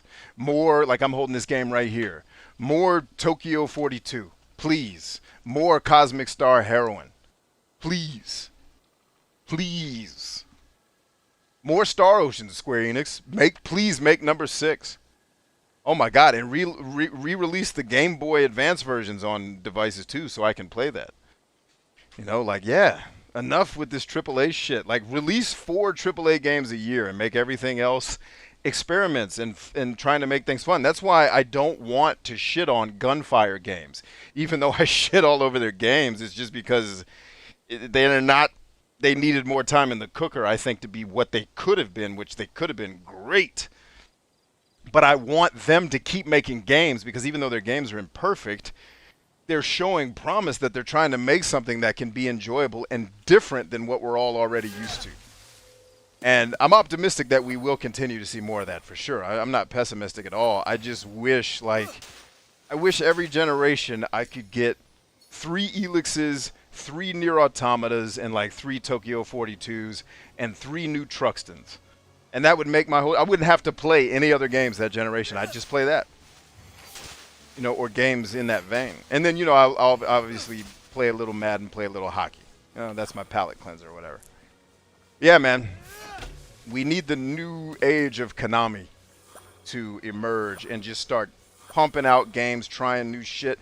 Put out Metal Gear Snake's Revenge. Fuck it. I like that game. It wasn't an actual sequel to Metal Gear, but it was dope. You know, it had some troubling parts that frustrated me, but I eventually beat it as a kid. Like, yo, more of that. Josh says, all right, and yes, that would be ridiculous if someone just approached you for saying something during a conversation with someone. But what's funny, Josh, is that's exactly what people do on social media. They come watch a video, I say a thing that's on their list of words that because, you know, mommy taught them they're a special snowflake, they're allowed to tell the world when they're upset, and the world should listen. You fucking entitled, privileged people. Like, and it's like you're in my page telling me that I offended you. First of all, I had no intention to offend anybody. I always intend to uplift. And fuck you. I don't care, in a sense, because if I have a... Actually, the truth is I didn't offend you. You are offended because you have not resolved your fucking emotional issues. You're blaming me for it just because I said something that reminded you you have fucking emotional work to do to become a human being. But instead of doing the hard work, you're going to be a coward and blame me. No, blame yourself for not working on yourself enough and go get help if you need it. God damn it. That's what someone who actually loves you will tell you instead of enabling your bullshit and letting you be a piece of shit.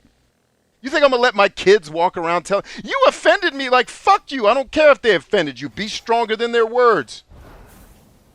That's what strong people do. And if you're weak, I get it. Ask for help. Strong people love helping people get strong.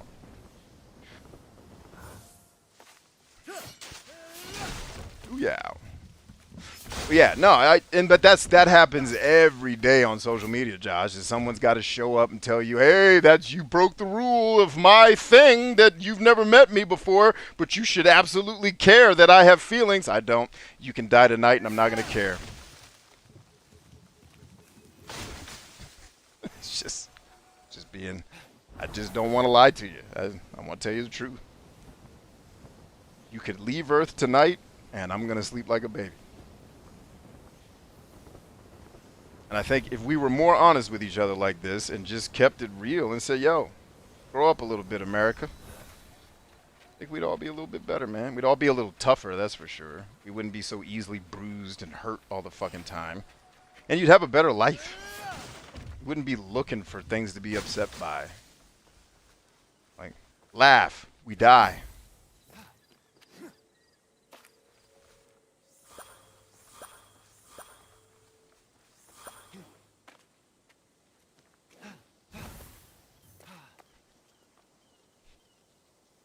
G says, that's how I found you, B, with your yeah, so the video from that channel started showing up in my Now channel's feed. So I was like, let me watch it.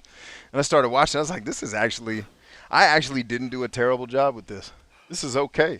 I was like, all right, this is fun to watch. Uh-oh, I think my food's here. Is that my door that just got knocked on? Thai food tonight, baby. I ain't cooking.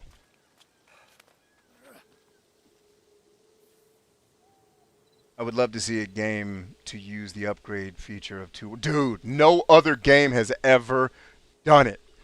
Why? That is the best upgrade feature ever.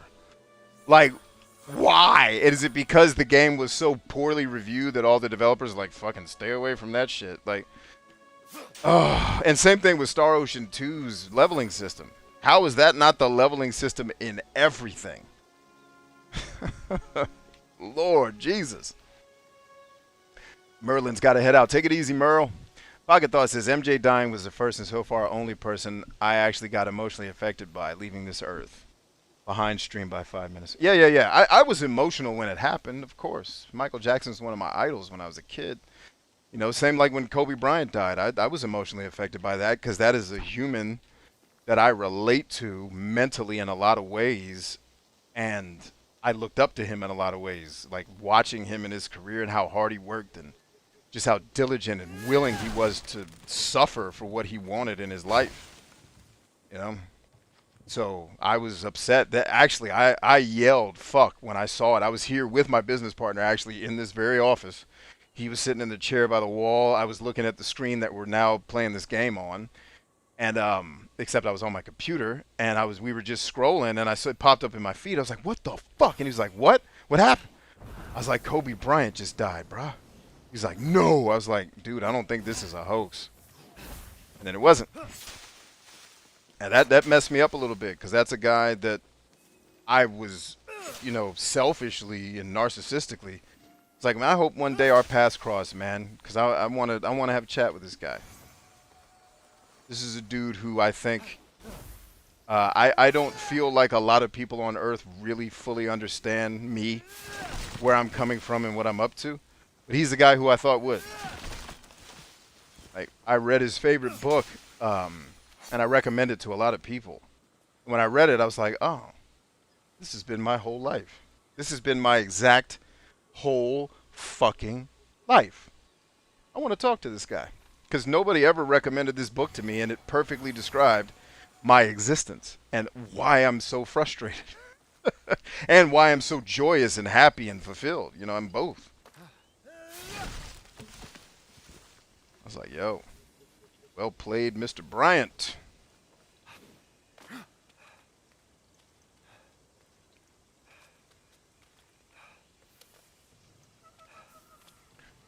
Here's my next question. You mentioned a couple of times that the possible reason why we're seeing more radical people, hold on, I got to make sure I don't fall off this mountain.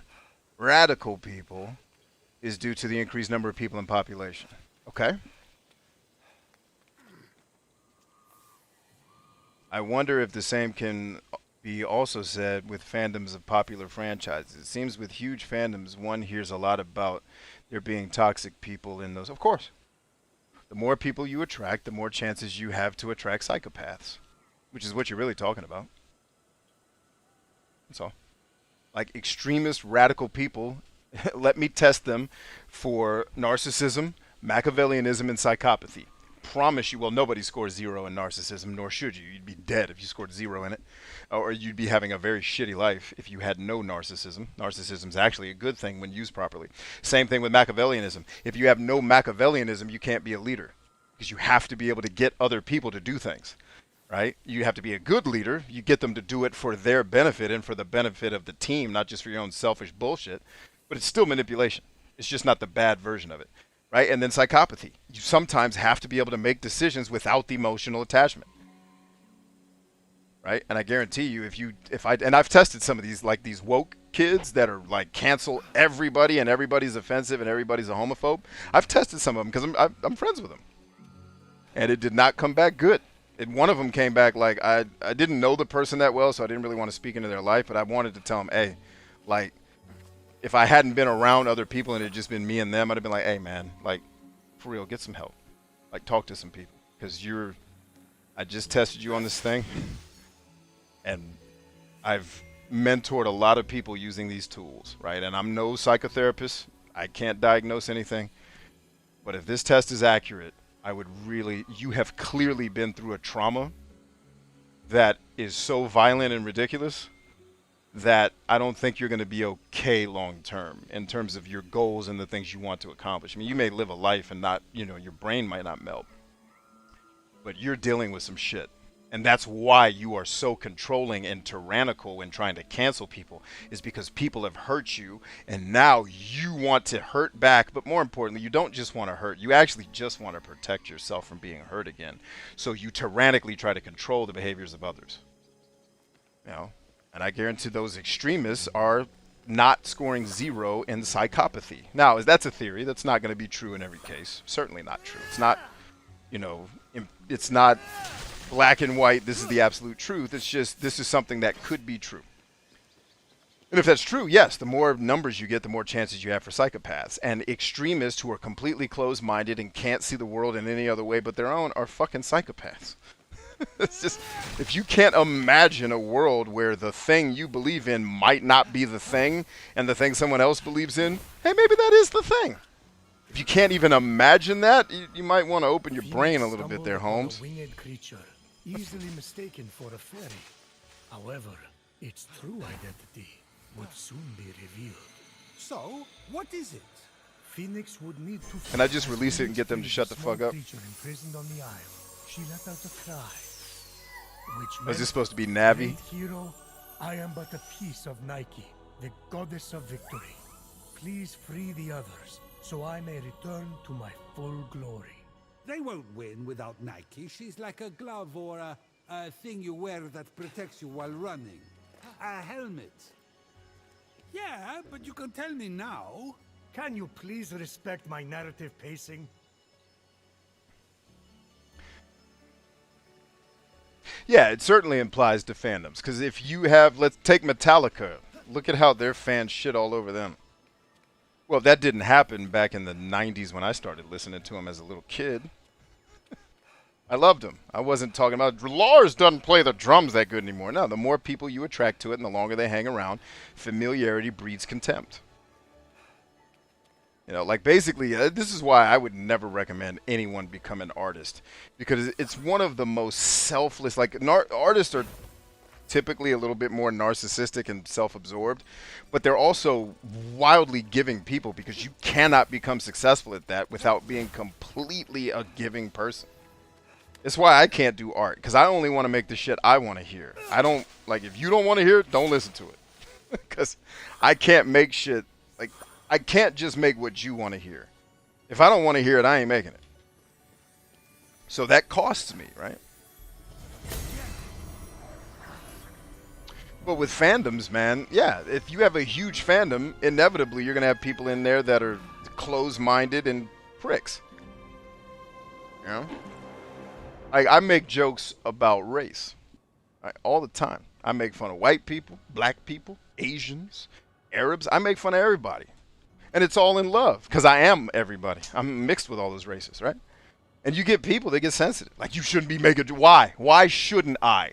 Because you're hypersensitive and don't like it? Go fuck yourself and leave me alone. My friends like this shit. If you don't, kick rocks. I don't give a fuck about your life, let alone what you like. Kiss my ass. You know what I mean? Like, that's the game.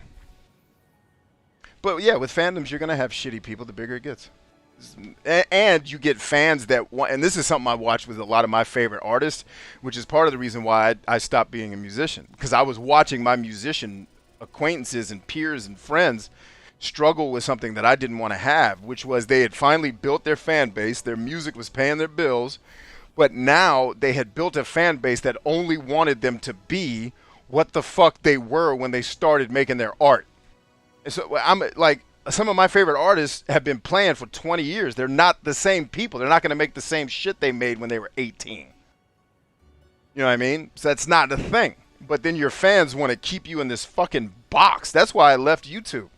I couldn't take that shit anymore. It was just like, I don't want to talk to you guys about how to manipulate men using the fucking Myers-Briggs test.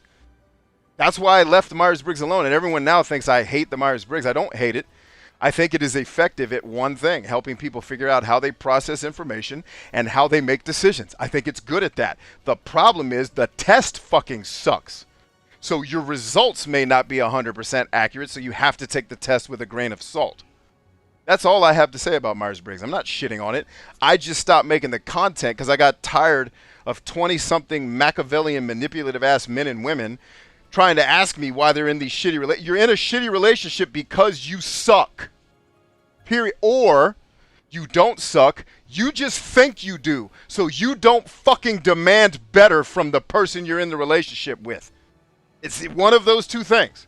You either suck, so you attract people who suck. What's more likely is you don't suck. And that's why you attracted a person who sucks, because they take advantage of people who don't know their value. And when people ask me, why do I keep attracting narcissists? Because you're too fucking agreeable. And you see the good in everybody, when you should be seeing that they're partially a piece of shit like we all are. You know what I mean? Like, I could not fucking take one more video where it's like, hey, basically people trying to use this personality test like horoscopes to predict the future. Like, what the fuck? And my audience wanted more of that. I didn't, so I left. It's just like, I can't, if I can't make something that the fans want to watch, and you know, I tried to make other shit. I tried to take them on the journey to the shit I wanted to talk about. And the viewers were like, fuck you. Either make this shit or leave us alone. And then YouTube was no help, because YouTube was very much loves pigeonholing creators. That's their favorite thing, because it makes it easier for them to run ads. I was like, well, I'm not going to pigeonhole myself, and I'm not going to keep talking about this bullshit dating advice like I'm fucking Dr. Phil. Except I actually respect Dr. Phil, so that's a bad reference. Like, I am not your Dr. Phil or your Dr. Ruth or whatever the fucking thing is, you know? So I'm not an artist. Like, an artist would figure out how to make that shit work. I'm like, fuck them. I will go back home. I don't need to tell this shit anymore. I'm not an artist. I don't love art enough to just make it. I want to make what I like, and if y'all like it, dope. If you don't, highlights dope. include a massive tree that reaches up to the heavens. The Hall of the Gods. Ryan, why would you take... Now, you're a biologist. Hold on. First of all, why is this game still talking so much? Ryan, dude, you're a fucking biologist. Why are you taking caffeine when you have a headache? Yes, I get that you're trying to get it to subside, but you're just resetting the clock to the next time you have the fucking headache. Like, get some rest. Oh, I'm glad he finally got his happy ending.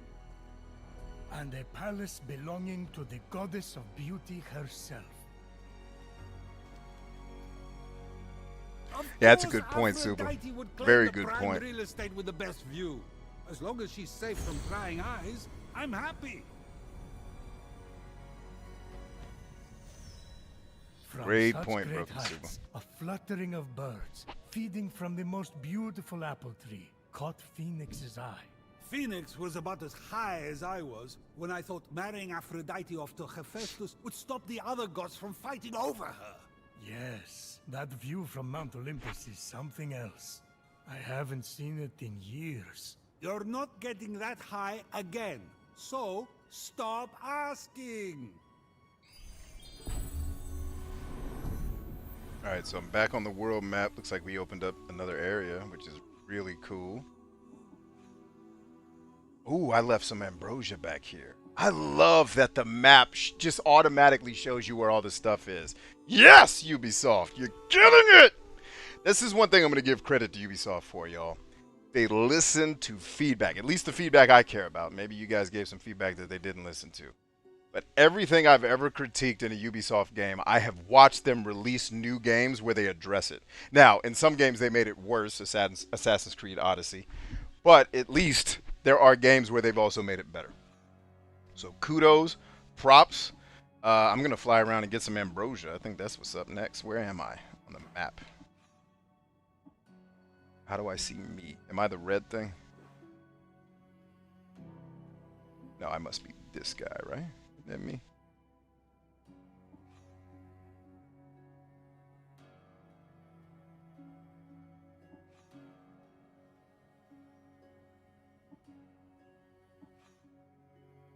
No, okay, that's not me. Where? I have no idea where I am on the map. Is this me?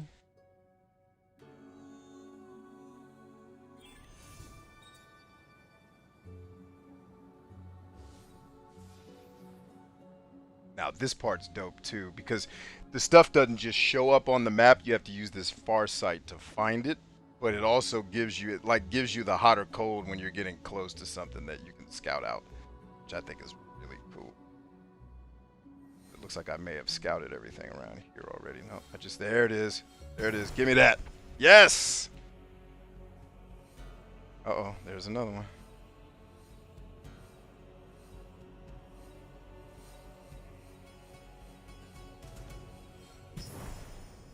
Chest revealed. Sweet. And so you can just scan the map to find all the like cool items and collectibles and stuff like that, and then it just lights it up on your map.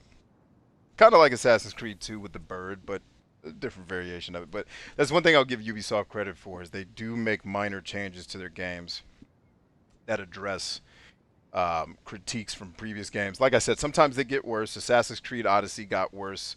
Ghost Recon Breakpoint got worse, which I need to pick that back up because I heard they added the squads to it.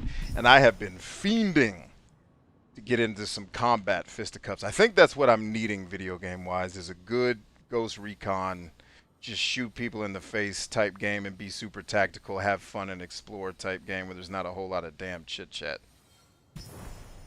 I think that's what we need. So maybe I need to install Ghost Recon Breakpoint again and see if they've gotten all the squad stuff installed. And if they have, then we'll give it a shot. Let's see. Oh, sorry. Choking on my own spit. Excuse me. Woo! Typical Iowan says, like how Garth Brooks makes country music even though he's not a big fan of country, but people for some reason. Yes, he is a pop artist extraordinaire, but he builds it into. I didn't know that though. I didn't know he didn't like country music. But yeah, he's an artist. He wants to make shit that people react to. You have to be supremely empathetic and sympathetic to be a great artist. I have the empathy, but I lack the sympathy. Sympathy would have had me still making Myers-Briggs videos, like for these people that keep asking me silly stuff and then taking advantage of the situation and building, you know, an empire off of people's insecurities. I'm not really interested in being Hitler. So, you know, even though that's an innocuous thing, it's not necessarily Hitler level, but to me it's manipulative and I wouldn't want to do it. But, you know, I think that's a cool analogy though. Like, I didn't know Garth Brooks didn't like comedy. Or another example is Patrick Stewart never liked Star Trek. And like, people were pissed too. It made me happy because he's easily my favorite main character of a TV show ever. But what's interesting about him is he played it so well. I'm like, why are you mad at him? He doesn't like it and he's dope at it. You should be celebrating that he's paying so much respect to the thing you love. Like, and he grew to like Star Trek. Don't get me wrong, he loves it now, I think. But when he first got started, he didn't like it. But he's an actor, man. He shows up to do the gigs. And that was something I had to learn as a musician, man. You do the gigs you're hired to do. You don't always get to play the songs you want to play. Like, there were shows we did where our set list was stuff that I didn't really enjoy playing, but that's what, you know, I wasn't complaining or upset about it.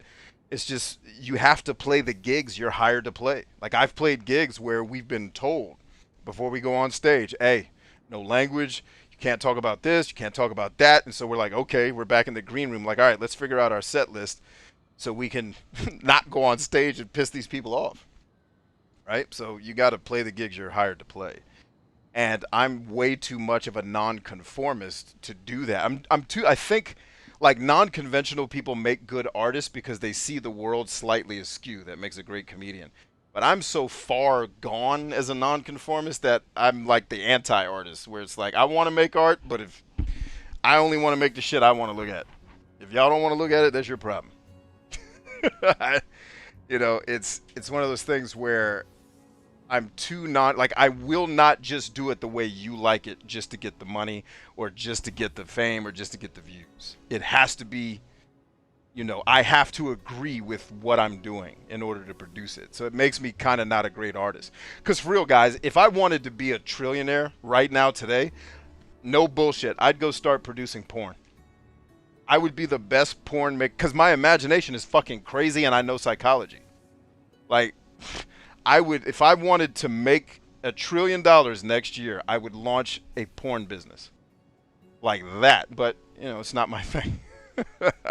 Also, don't want the liability of a porn business. No, thank you. But, like, I could kill at that because I know the psychological triggers to pull on people, and my imagination is batshit fucking crazy. Right? And I know that porn plays on our primal sexual tendencies, right? That's why it's so attractive. It's because you live in a world where that shit is taboo and wrong, but it's exactly those behaviors that made you exist today. So like the sins of today were our survival mechanisms of the past, and humans like to watch things that replicate survival, like sex, believe it or not. We also like to watch football because it simulates combat, right? Same thing. One is slightly more malicious than the other, maybe, depending on how you look at it. But the point being, like, if you know the psychological triggers and you have a crazy imagination, you can come up with scenarios that entice people to watch. Like, why is rap music so popular? And by the way, what made rap music popular? Teenage white females, not black men. What made it so popular? The fucking stories were shit teenage privileged ass white girls have never heard. So it's interesting. I want to hear something I've never heard before. But I don't want to just make art for the sake of making money or making a big empire.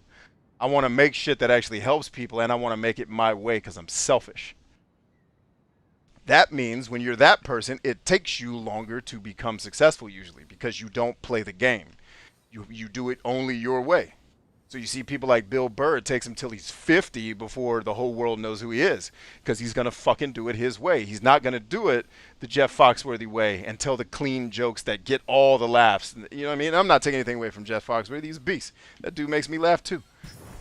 But my point is, you gotta pick your poison, man. So as an art, and I'm telling all of that personal story from me, that very narcissistic self-indulgent story.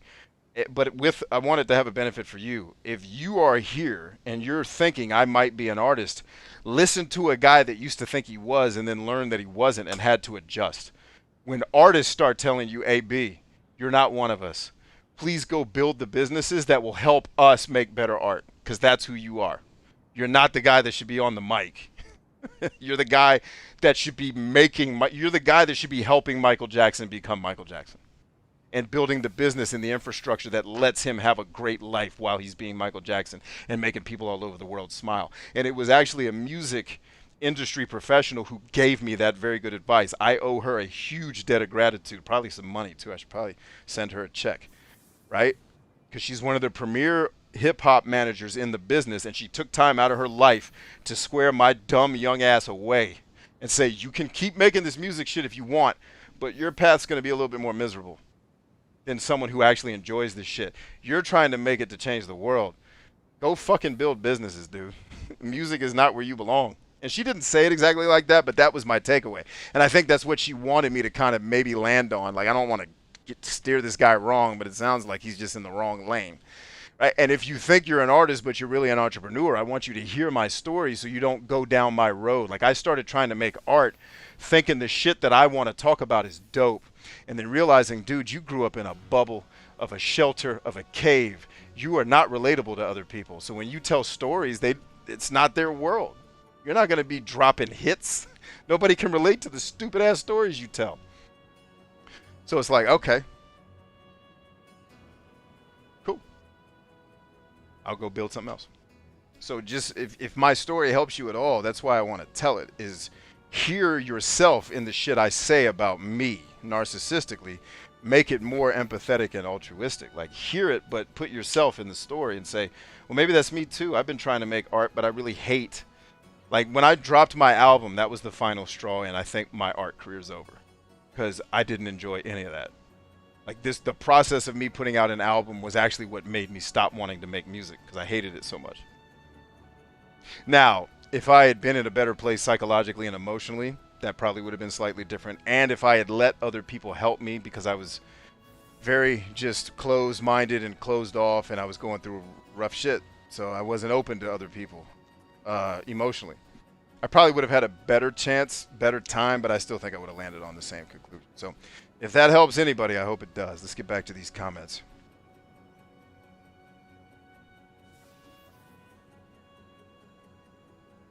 I didn't enjoy Metallica's new music, so I stopped listening to it. Where's the problem? No problem at all. None, because you're not the fan that's on Twitter right now telling James Hetfield to his face that he sucks. There's nothing wrong with that at all. You got to like what you like. What I'm saying is if you're an artist, just be prepared for your audience to do that to you as well, because you are going to evolve from where you are today. In 20 years, if you're still making art, you're going to be a different person. And the person that started with you may not be willing to go on the same journey as you, because you're going to be facing dragons, you're going to be getting punched in the face, you're going to be encountering pain and overcoming obstacles. The person that's listening to your music is just using it for escapism or using your art. They're not jumping the same hurdles as you. So 20 years from now, they're still going to kind of be in the same place, and you're going to be a completely different person that they can't relate to anymore. And I heard James Hetfield say that about his music. He's like, a lot of people don't like our new shit because we're not as hard as we used to be. He's like, motherfucker, I'm 50 years old. I'm old, bitch. I can't be hard no more. This was years ago. I don't know how old he is now. But it's just like, I'm not 18 and on cocaine anymore, brah. What do you want from me? Like, damn, I'm a different person. Listen to the evolution of the music. And I would agree, I like a lot of their older stuff more than the new, but they still do produce stuff in the new that I really like. So I just listen to what I like and keep it moving. But there's nothing wrong with liking what you like. I'm just saying, if you're an artist, you're going to evolve, and you just need to be prepared. Your audience is not going on that journey with you. A lot of them are not going to. They're going to get mad, be like, oh, they changed. They sold out. They did this. They did that. I thought they were dope, but now they suck like this. Okay. All my favorite bands, I still love. At Metallica, I still love them. But my, like, real hardcore favorite bands, they still put out albums I love. So I'm still having a ball. But I also have accepted their evolution. Like, the Roots aren't the same dudes that were putting out my favorite album they did back in 1996. They're not those guys anymore. Now, here's what's crazy. When you go see them live, they can still play that live album from 1996 as if it was 1996.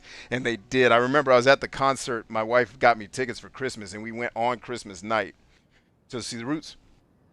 And it was my first Roots concert, and it was the best concert I've ever seen in my life. These guys are killers. And I remember the concert seemed like it was coming to an end, and I'm like, dude, they haven't played my song yet. Like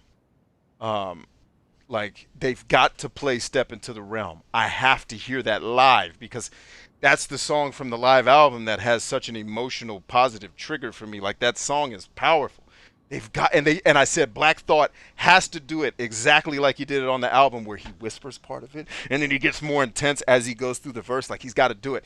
So they stop the show, they go back in the back, and I'm like, they didn't do Step Into the Realm, but that's cool, man. Still a great show. They come back out for the encore. He starts whispering Step Into the Realm, and I piss myself. I think I shit all over my everything. I lost it. Like, yes! Like, 20 years later, these motherfuckers can still bang, And that's the thing. But the whole point is, if you're an artist, be prepared to not have the same fans at the end of your journey that you had at the beginning. Some people will make it because they get what you're up to. Most people kind of fall by the wayside. And it's just the way it goes, man. There's nothing wrong with that. It's not bad. It's just what it is. Ah. What I particularly feel sorry for, says Josh, is when their work is judged by the behavior of the fandom. Yeah, but I don't know that most people do that. Like, people who are that quick to judge probably weren't going to be interested in what they're up to anyway, and they're just judging it quickly and moving on. I understand why people feel that way, but at the same time, yeah, dig that. Josh says, P.S. My sister likes to watch Dr. Phil. Cool, man. Hey, Jenny, I meant to tell you, you were talking about Warrior Reads being down, but I think what may have happened to you was, did you do the trial first and then sign up? Because the trial does run out eventually, and then you have to do, I think you have to do the full sign up. And I'm wondering if that's what happened to you, because we hadn't had any other complaints or problems with Warrior Reads from our end. So let me know if that's, if it's working for you now, sweet. But let me know if that was the problem. Your story and experience are like guidelines to help us in our story. Okay, I just hope you guys see it that way and it's not just the ramblings of a fucking madman, which it is, but I hope the ramblings help you. That's why I do them. Otherwise, I can just sit here and play this game alone and not have to bother you guys on your Wednesday. You guys can go live your life, and I don't have to keep invading it with my crazy. Let's see. Hey, Clem Cheese says, I still want to hear some of the music you made. I'm sure I'll enjoy it. And thanks again for checking out mine. Yeah, man. Of course. No, I'm gonna check. I need to go.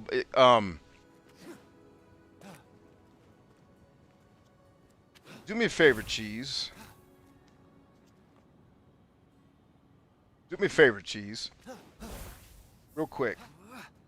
Text me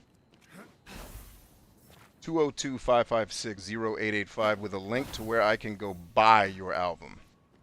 I believe it was on Bandcamp, right? Were you on Bandcamp with yours? I can't remember which music site you sent me to listen to it. But send me to where I can buy it, because I'm going to do it right now while I'm on stream. I want to support you. And I suggest everybody else here go do the same. We support our own here at the Brian Chambers Movement. And what our community buys, our community should supply. You guys understand that? Like, that is how community actually works. If we're buying it, someone in our community should be the one making it. You better learn from these Jews and Asians how to do fucking business. Stop being like white people and black people. Start being like these Jews and Asians. That's how they get things done.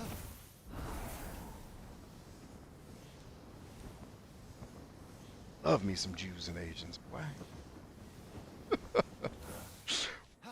Aphrodite, what up, girl? Shit! I'm pimping out here.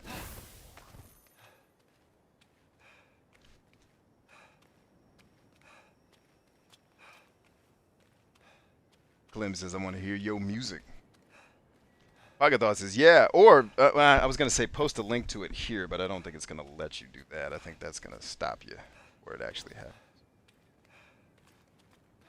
We're going to cut this one mad close, guys. Fuck! It's not what I was trying to do. Damn it. These climate controls need a little bit of work. Like, it should be a little... I guess they're trying to stop me from getting access to stuff, so I get it. But it's like, what I'm attempting to do with these controls and what it did are not in agreement here. So, let's hit it from this angle, because I think there was a foothold here that I might be able to get on.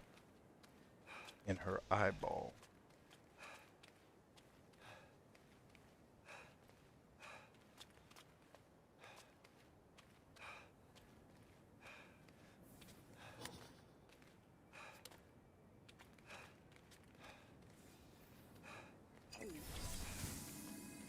Yo!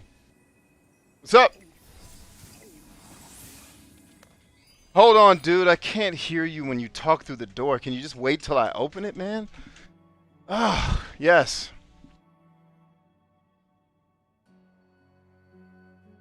I'm sorry?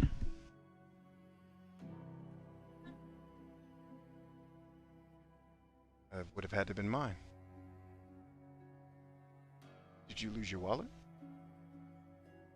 It's on your bed. It's either your bed or your brother's bed. I think I saw it when I was downstairs. Yeah, cool.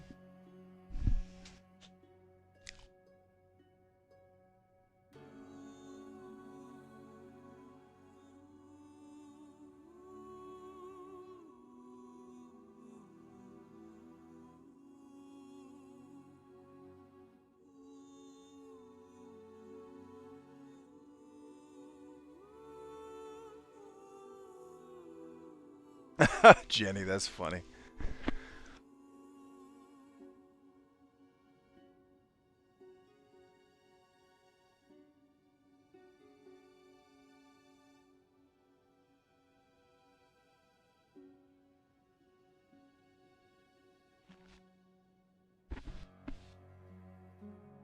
Yeah, I mean, the problem with the whole fan and artist relationship part of that though is that it's symbiotic, right? I never have the expectation that people who like the stuff I'm saying now are gonna love the stuff I say in 10 years because I may change, I may grow, I may be a different person. So I have no expectation that I'm gonna have all these people following me around forever. Especially when my plan is to get off of social media in 2022. Nobody's gonna be following me around, period. But um, the how was I trying to approach that? It's like I don't know that I agree with your statement a true fan would be there till the end. I don't know that because if I change so much that I'm no longer what you like, I wouldn't expect you to be here. I would expect you to, and I've even told, in fact, on YouTube, when I left from doing the psychology stuff, I told the followers, I said, hey, listen, let me be really open and honest with you guys. I'm not going back to doing this. So if that's all you're here for, I really, really, really suggest you unsubscribe because that subscribe is taking up space in your feed. You're still going to be seeing me, but you're never going to watch me. And that's wasting your time. I don't want to do that. I would rather someone show up in your feed who you actually want to watch, right? So that I never want to waste anybody's time. I want everybody to take something decent or good away from what I'm saying, even if it's a horrible joke. I want it to make you laugh, right? And build you up, not tear you down. So I don't know that I agree that a true fan would be there till the end because I may just not be speaking to your thing. I think if we had any time together where I was beneficial to you or you enjoyed the things I said, then that's a bigger blessing than I ever deserved. That's kind of the way I look at it, which is why I don't really believe in fans. I just believe in there's people who like the shit I say sometimes, and hopefully they got something good out of it. You know what I mean? But that's my weird, quirky view of the world, man. You don't have to listen to any of the shit I say. That's just that is truthfully how I feel about it. Like I don't expect people to like my shit forever, and if it sucks, I expect you guys to not like it. You know, just because if someone's a true fan, well, wouldn't I need to be a true artist too? Wouldn't I still, if I'm expecting you to be around, shouldn't I be expected to make the things that you like?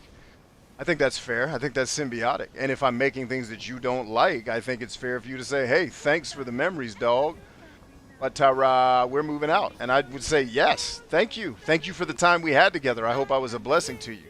And I hope maybe one day, as you and I continue to grow, maybe our paths will recross. But for now, let's just enjoy the time we had together, hug each other, have a Coke and a smile, and move on.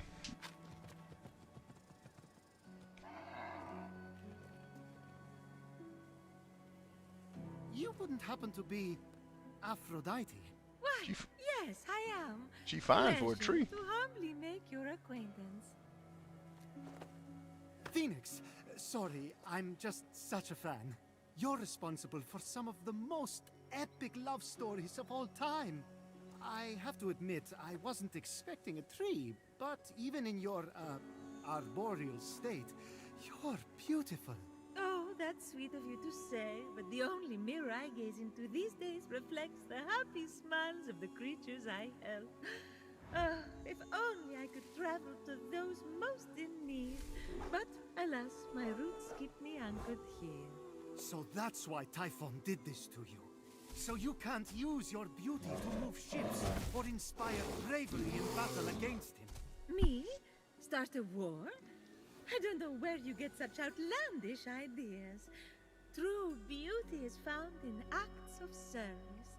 True love is the giving of yourself to others.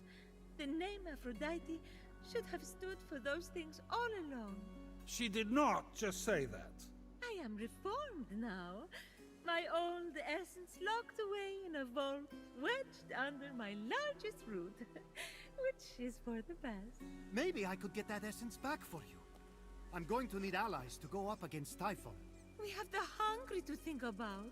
You said you need to free yourself from your roots. To feed the hungry, of course. Well, my roots were as a pretty bad farmer, so I know how to hurt plants. Salt, it shrivels them up. Oh, would that work? But of course my roots are not ordinary.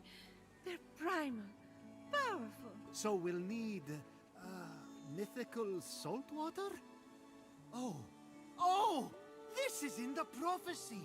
A pearl in rough seas! You were a pearl born from rough seas! Okay, I see what you're saying, Josh. I misunderstood what you were saying, brother. Okay, we're on the same page. Proposal. But Yeah, the lip sync is bad in this game. A stranger to recreate the conditions of my birth. Pocket Thought says, I agree with you here, B. Another thing this society is obsessed with is relationships being forever. Asked to be trouble, and Could be. I suppose I wouldn't really It's okay to be part trying ways. at It all. doesn't have to be a negative experience. Here's Yeah, how for to sure. conjure sea foam from my birthplace. I already know all about this. Mom loved this story. Grandpappy Uranus threw a pearl into the sea. The sea churned into foam, and Aphrodite rose up out of it. A pearl. Grandpappy? Clem, just text me, I'm man. not Don't sure email me. that's how it It's faster. Definitely the story. Okay. I mean, if you got to write something long and you need I'm to email, sure that's fine. how it went down. Got it. Knock a pearl into the ocean really hard. That sounds simple enough. Oh, I'm not listening to anything these people are saying, by the way. I'm just reading y'all's comments because you know what? See if it gives me the option. This is Thank weird you, that Jesus. the meter turned that kid into a lizard. Nope, they're still making me listen. Aphrodite, sweet and charitable. No more mischief. Isn't that what you were aiming for when you married her off to Hephaestus against her will? Hey now, it wasn't. I mean, she knew I was doing it for her own good.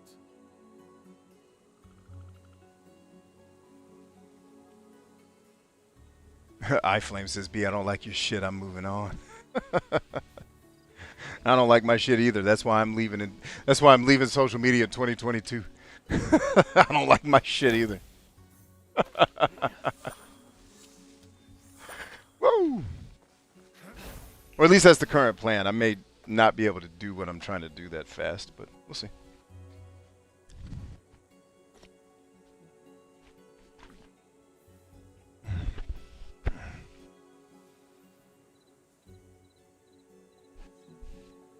Cheese says, dude, I'm without words. Thank you. Oh, don't thank me and be without words. I bought your album, dude. I didn't suck your dick. Oh, man, but it's my honor. It's my honor to be a part of your journey, brother. Thank you for letting me be a part, and thank you for the honor to serve. You are awesome. Keep killing it. Love to see my warriors out there making shit happen. All you go buy the damn album, too, damn it. I don't even care if you don't like his music. Listen to it. That's what we do for each other around here. I do like his music, though. I can tell you, I listened to it. It was dope. I was pleasantly surprised, because usually when musicians send me shit, I'm like, oh, God. Please don't let this fucking be whack, because I'm going to have to tell them the truth. Because I get back, especially when I was making music, guys would be sending me shit like, oh, no. Don't do it. And trust me, I was that guy, too, sending shit to people. They're like, oh, this motherfucker. But I'm happy to report Cheese's music is actually dope. It is not whack.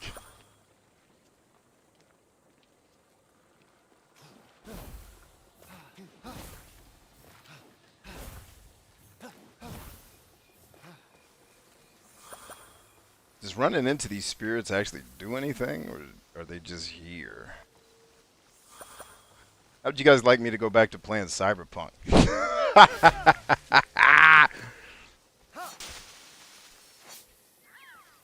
Oh, I'm sorry. Was that wound still too fresh? Freaking Cyberpunk. Greatest disappointment since I don't know what. In video games. In video games. Let's make sure we get the context right here. So people don't think it's like the worst thing since what? Slavery? Yeah, it was worse than slavery. That's exactly what I was trying to say. Because you're a moron. Alright. He posted the link to the album. Scroll up. Just he had to post it broken because YouTube wouldn't let him do it. But just find it, fix the link, paste it, you're good to go.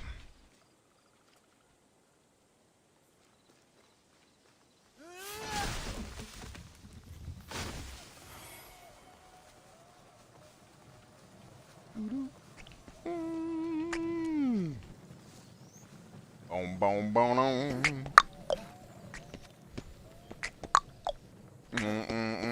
Ooh, lots of it. Yeah, give it all up, Jesus.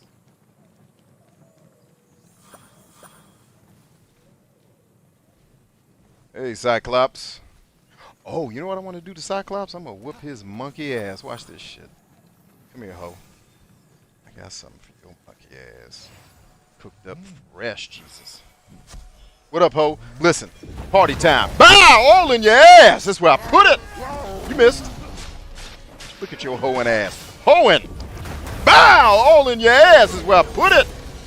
Are you going to try to sidestep me, ho? You going to try to attack when I'm not looking? Wrong. Wrong as hell. Look at you. Alright, that was fun. Combat's fun. I wish the controls were slightly different, but it's livable. It's not a big deal. None of this shit that I talk about in video games is a big deal. None of it. All video games are marvels of modern technology. Just not all of them are fun to play, fortunately. Let's see if I can scale this building. It's a high one, so probably going to cut it a little bit close.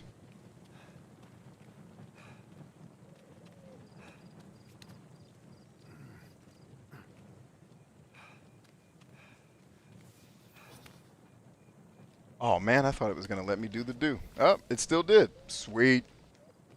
All right, y'all got one more time to let me climb one of these buildings and ain't nothing useful up here. Y'all want me to start kicking ass? Hey, bird. Come here, bird. Are you a killable bird?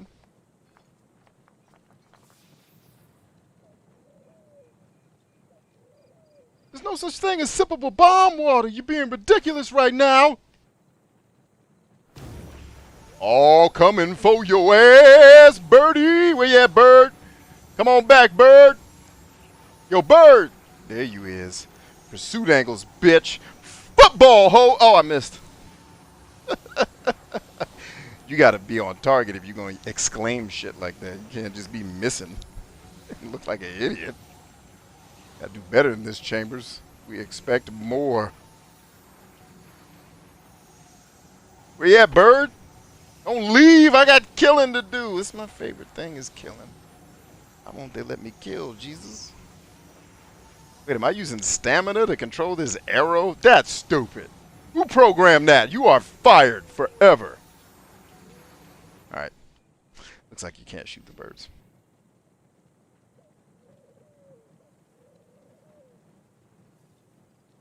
Oh, the messages are appearing on my end. I don't know why they're not appearing for you guys. YouTube is silly.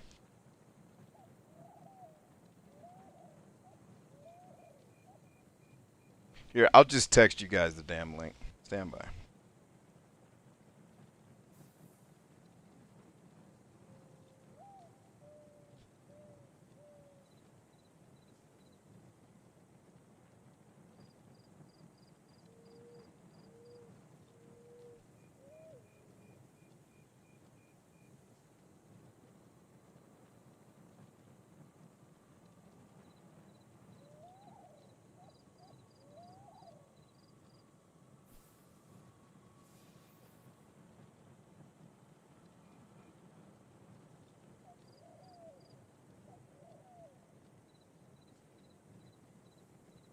Alright, we're good. I just texted it to the stream team. So, mostly everybody here just got the link.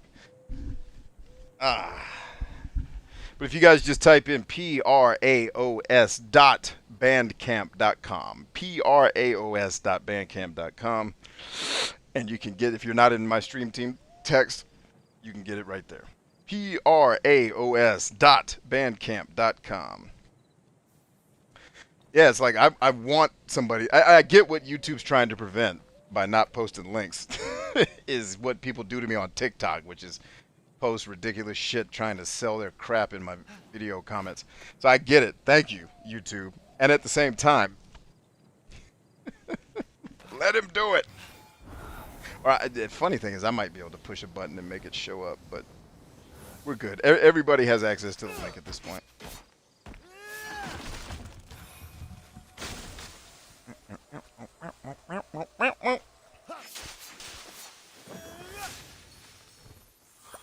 Alright, I can see myself getting into this game. I can see myself having a good old time. I like that the focus so far is not really on dungeons. As I'm running up to a dungeon, that's funny. And the dungeons are usually short, thank you, Jesus.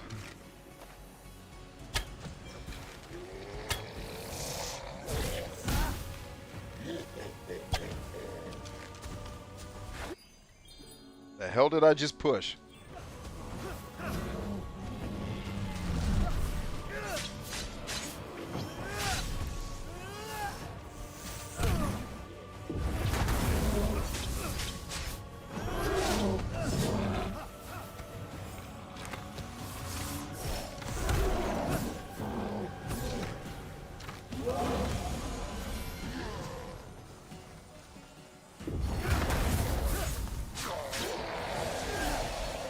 Had to hate your player.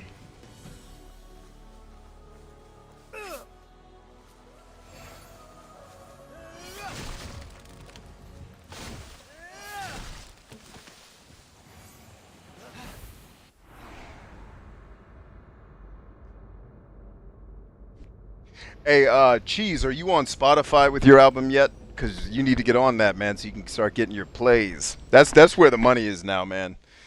Is in the plays, brother. Make sure you're getting your streams in. Versus worrying about album sales.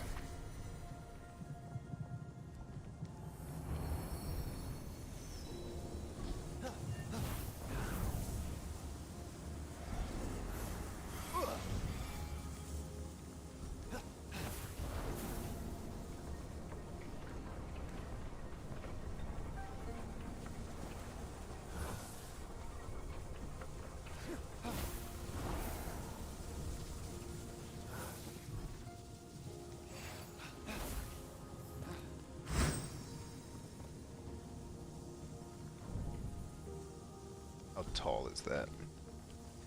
And can you climb in here? I don't think you can. Let's double check that. Yeah, no, you can't. Or, yeah, no, you can't. Had a feeling that was going to be the case.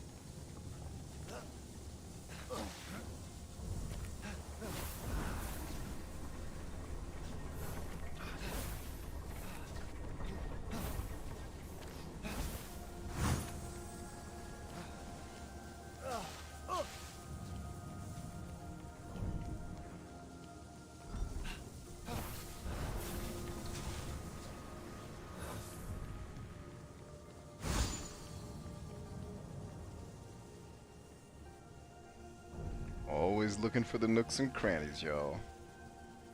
What is that? Interesting.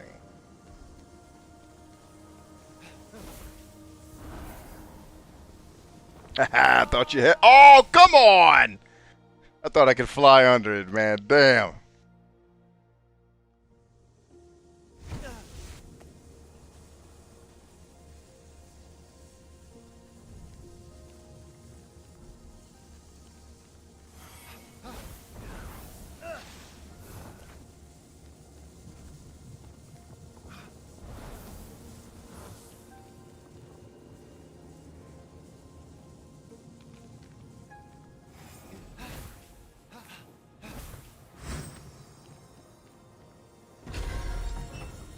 Well then.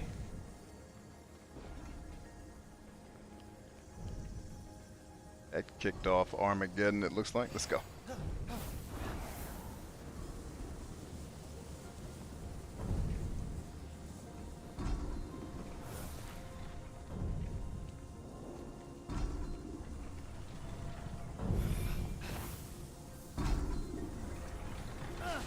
Ah, jumped too late. These kind of enviro puzzles are kind of cool, man.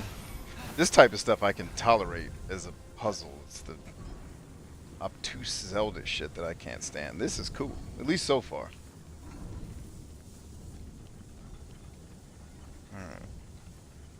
Gotta be a reason why it's going up there. Let's figure out what that reason is, shan't we? Actually, I may not have to. Shit! Too low. Damn it. Just drop. Just drop. Just get out of here. Thought I could jump higher.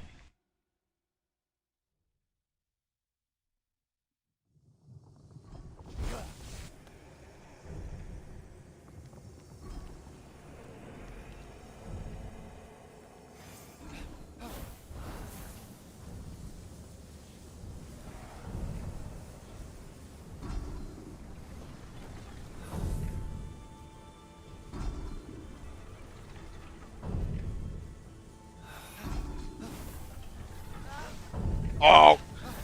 God, this guy jumps like not Michael Jordan. Can we please get some players with some damn hops, damn it?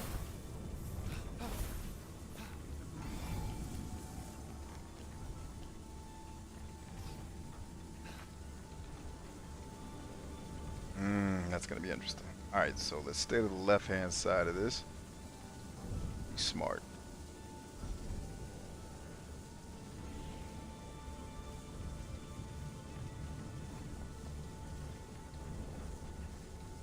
Alright, ball out. Stay left. Oh, damn, depth perception, depth perception. Hang left, hang left, hang left. There you go. Now back right. Actually, I can stay left. I can stay right here in Mayberry, dog.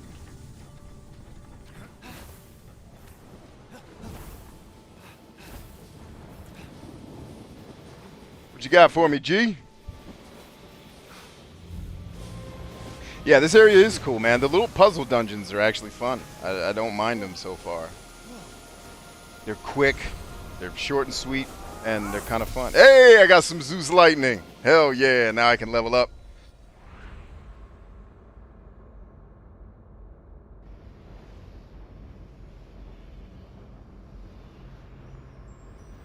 So, Cheese, the easiest way for you to get on Spotify, or one of the easy ways, and then you can research alternatives if you want to just have options, just go to cdbaby.com. It's an independent publisher who will let you maintain the masters and the publishing rights to your music. They will handle distributing your music into Spotify, iTunes, and so when I released my album, that's how I did it. I had a Bandcamp once upon a time. But I eventually just released everything on Spotify and Apple Music and all that shit. So if you just go to CD Baby or you look up CD Baby and its alternatives, you'll find some good options to publish your music and get it into all the other spaces like that. So it's actually it's going to cost you some money to do it. It's not terribly expensive from what I remember when I published my stuff. But it's way easier than you probably think to pull it off. I think it took me an hour tops to upload all the songs, get all the nomenclature and shit right, and then next thing you knew, I think a day or two later, everything was up on the internet, ready for purchase. It's pretty easy, and that was what is this 2021? That was 11 years ago when I published my album, so it's probably even easier now. Okay. Alright, gang. It's time. I'm calling it. I'm going to go check on my kids, make sure they eat and get ready for bed so they can be in school tomorrow. I also got to make sure they take out the trash. I'm going to leave y'all to it. I love you all much. Thanks for hanging with me. I will attempt, I'll say, depending on how these next few weeks shake out, I will attempt to get a little bit more active on the streams with you guys as I can. I don't think we'll ever get back to me doing it daily like when I had that downtime during the winter. Maybe I'll have some more downtime like that as, you know, some of the things going on in my life slow down. But I will try to get back to you guys at least once a week. I think I'm going to switch to doing it more on the daytime side versus doing it late at night. Just with all the homeschooling and stuff I'm doing with my kids, unless it's a weekend. It's just easier. Either way, or, you know, I may experiment with some later night stuff too. So we'll see. No promises, but I do want to get back to hang with you guys, and I really appreciate all you being here. I was really actually pleasantly surprised that so many people came to the stream today. I thought there'd only be kind of like the usual suspects, but a lot of folks showed up today, and I'm very pleased with that. I'm very grateful. So you guys are awesome. I love you. There's nothing you can do about that, and I'll see you soon, man. I will chat with you guys. Hit me up if you need something. Till then, remember that we are stronger than I. I'll talk to you soon. Peace.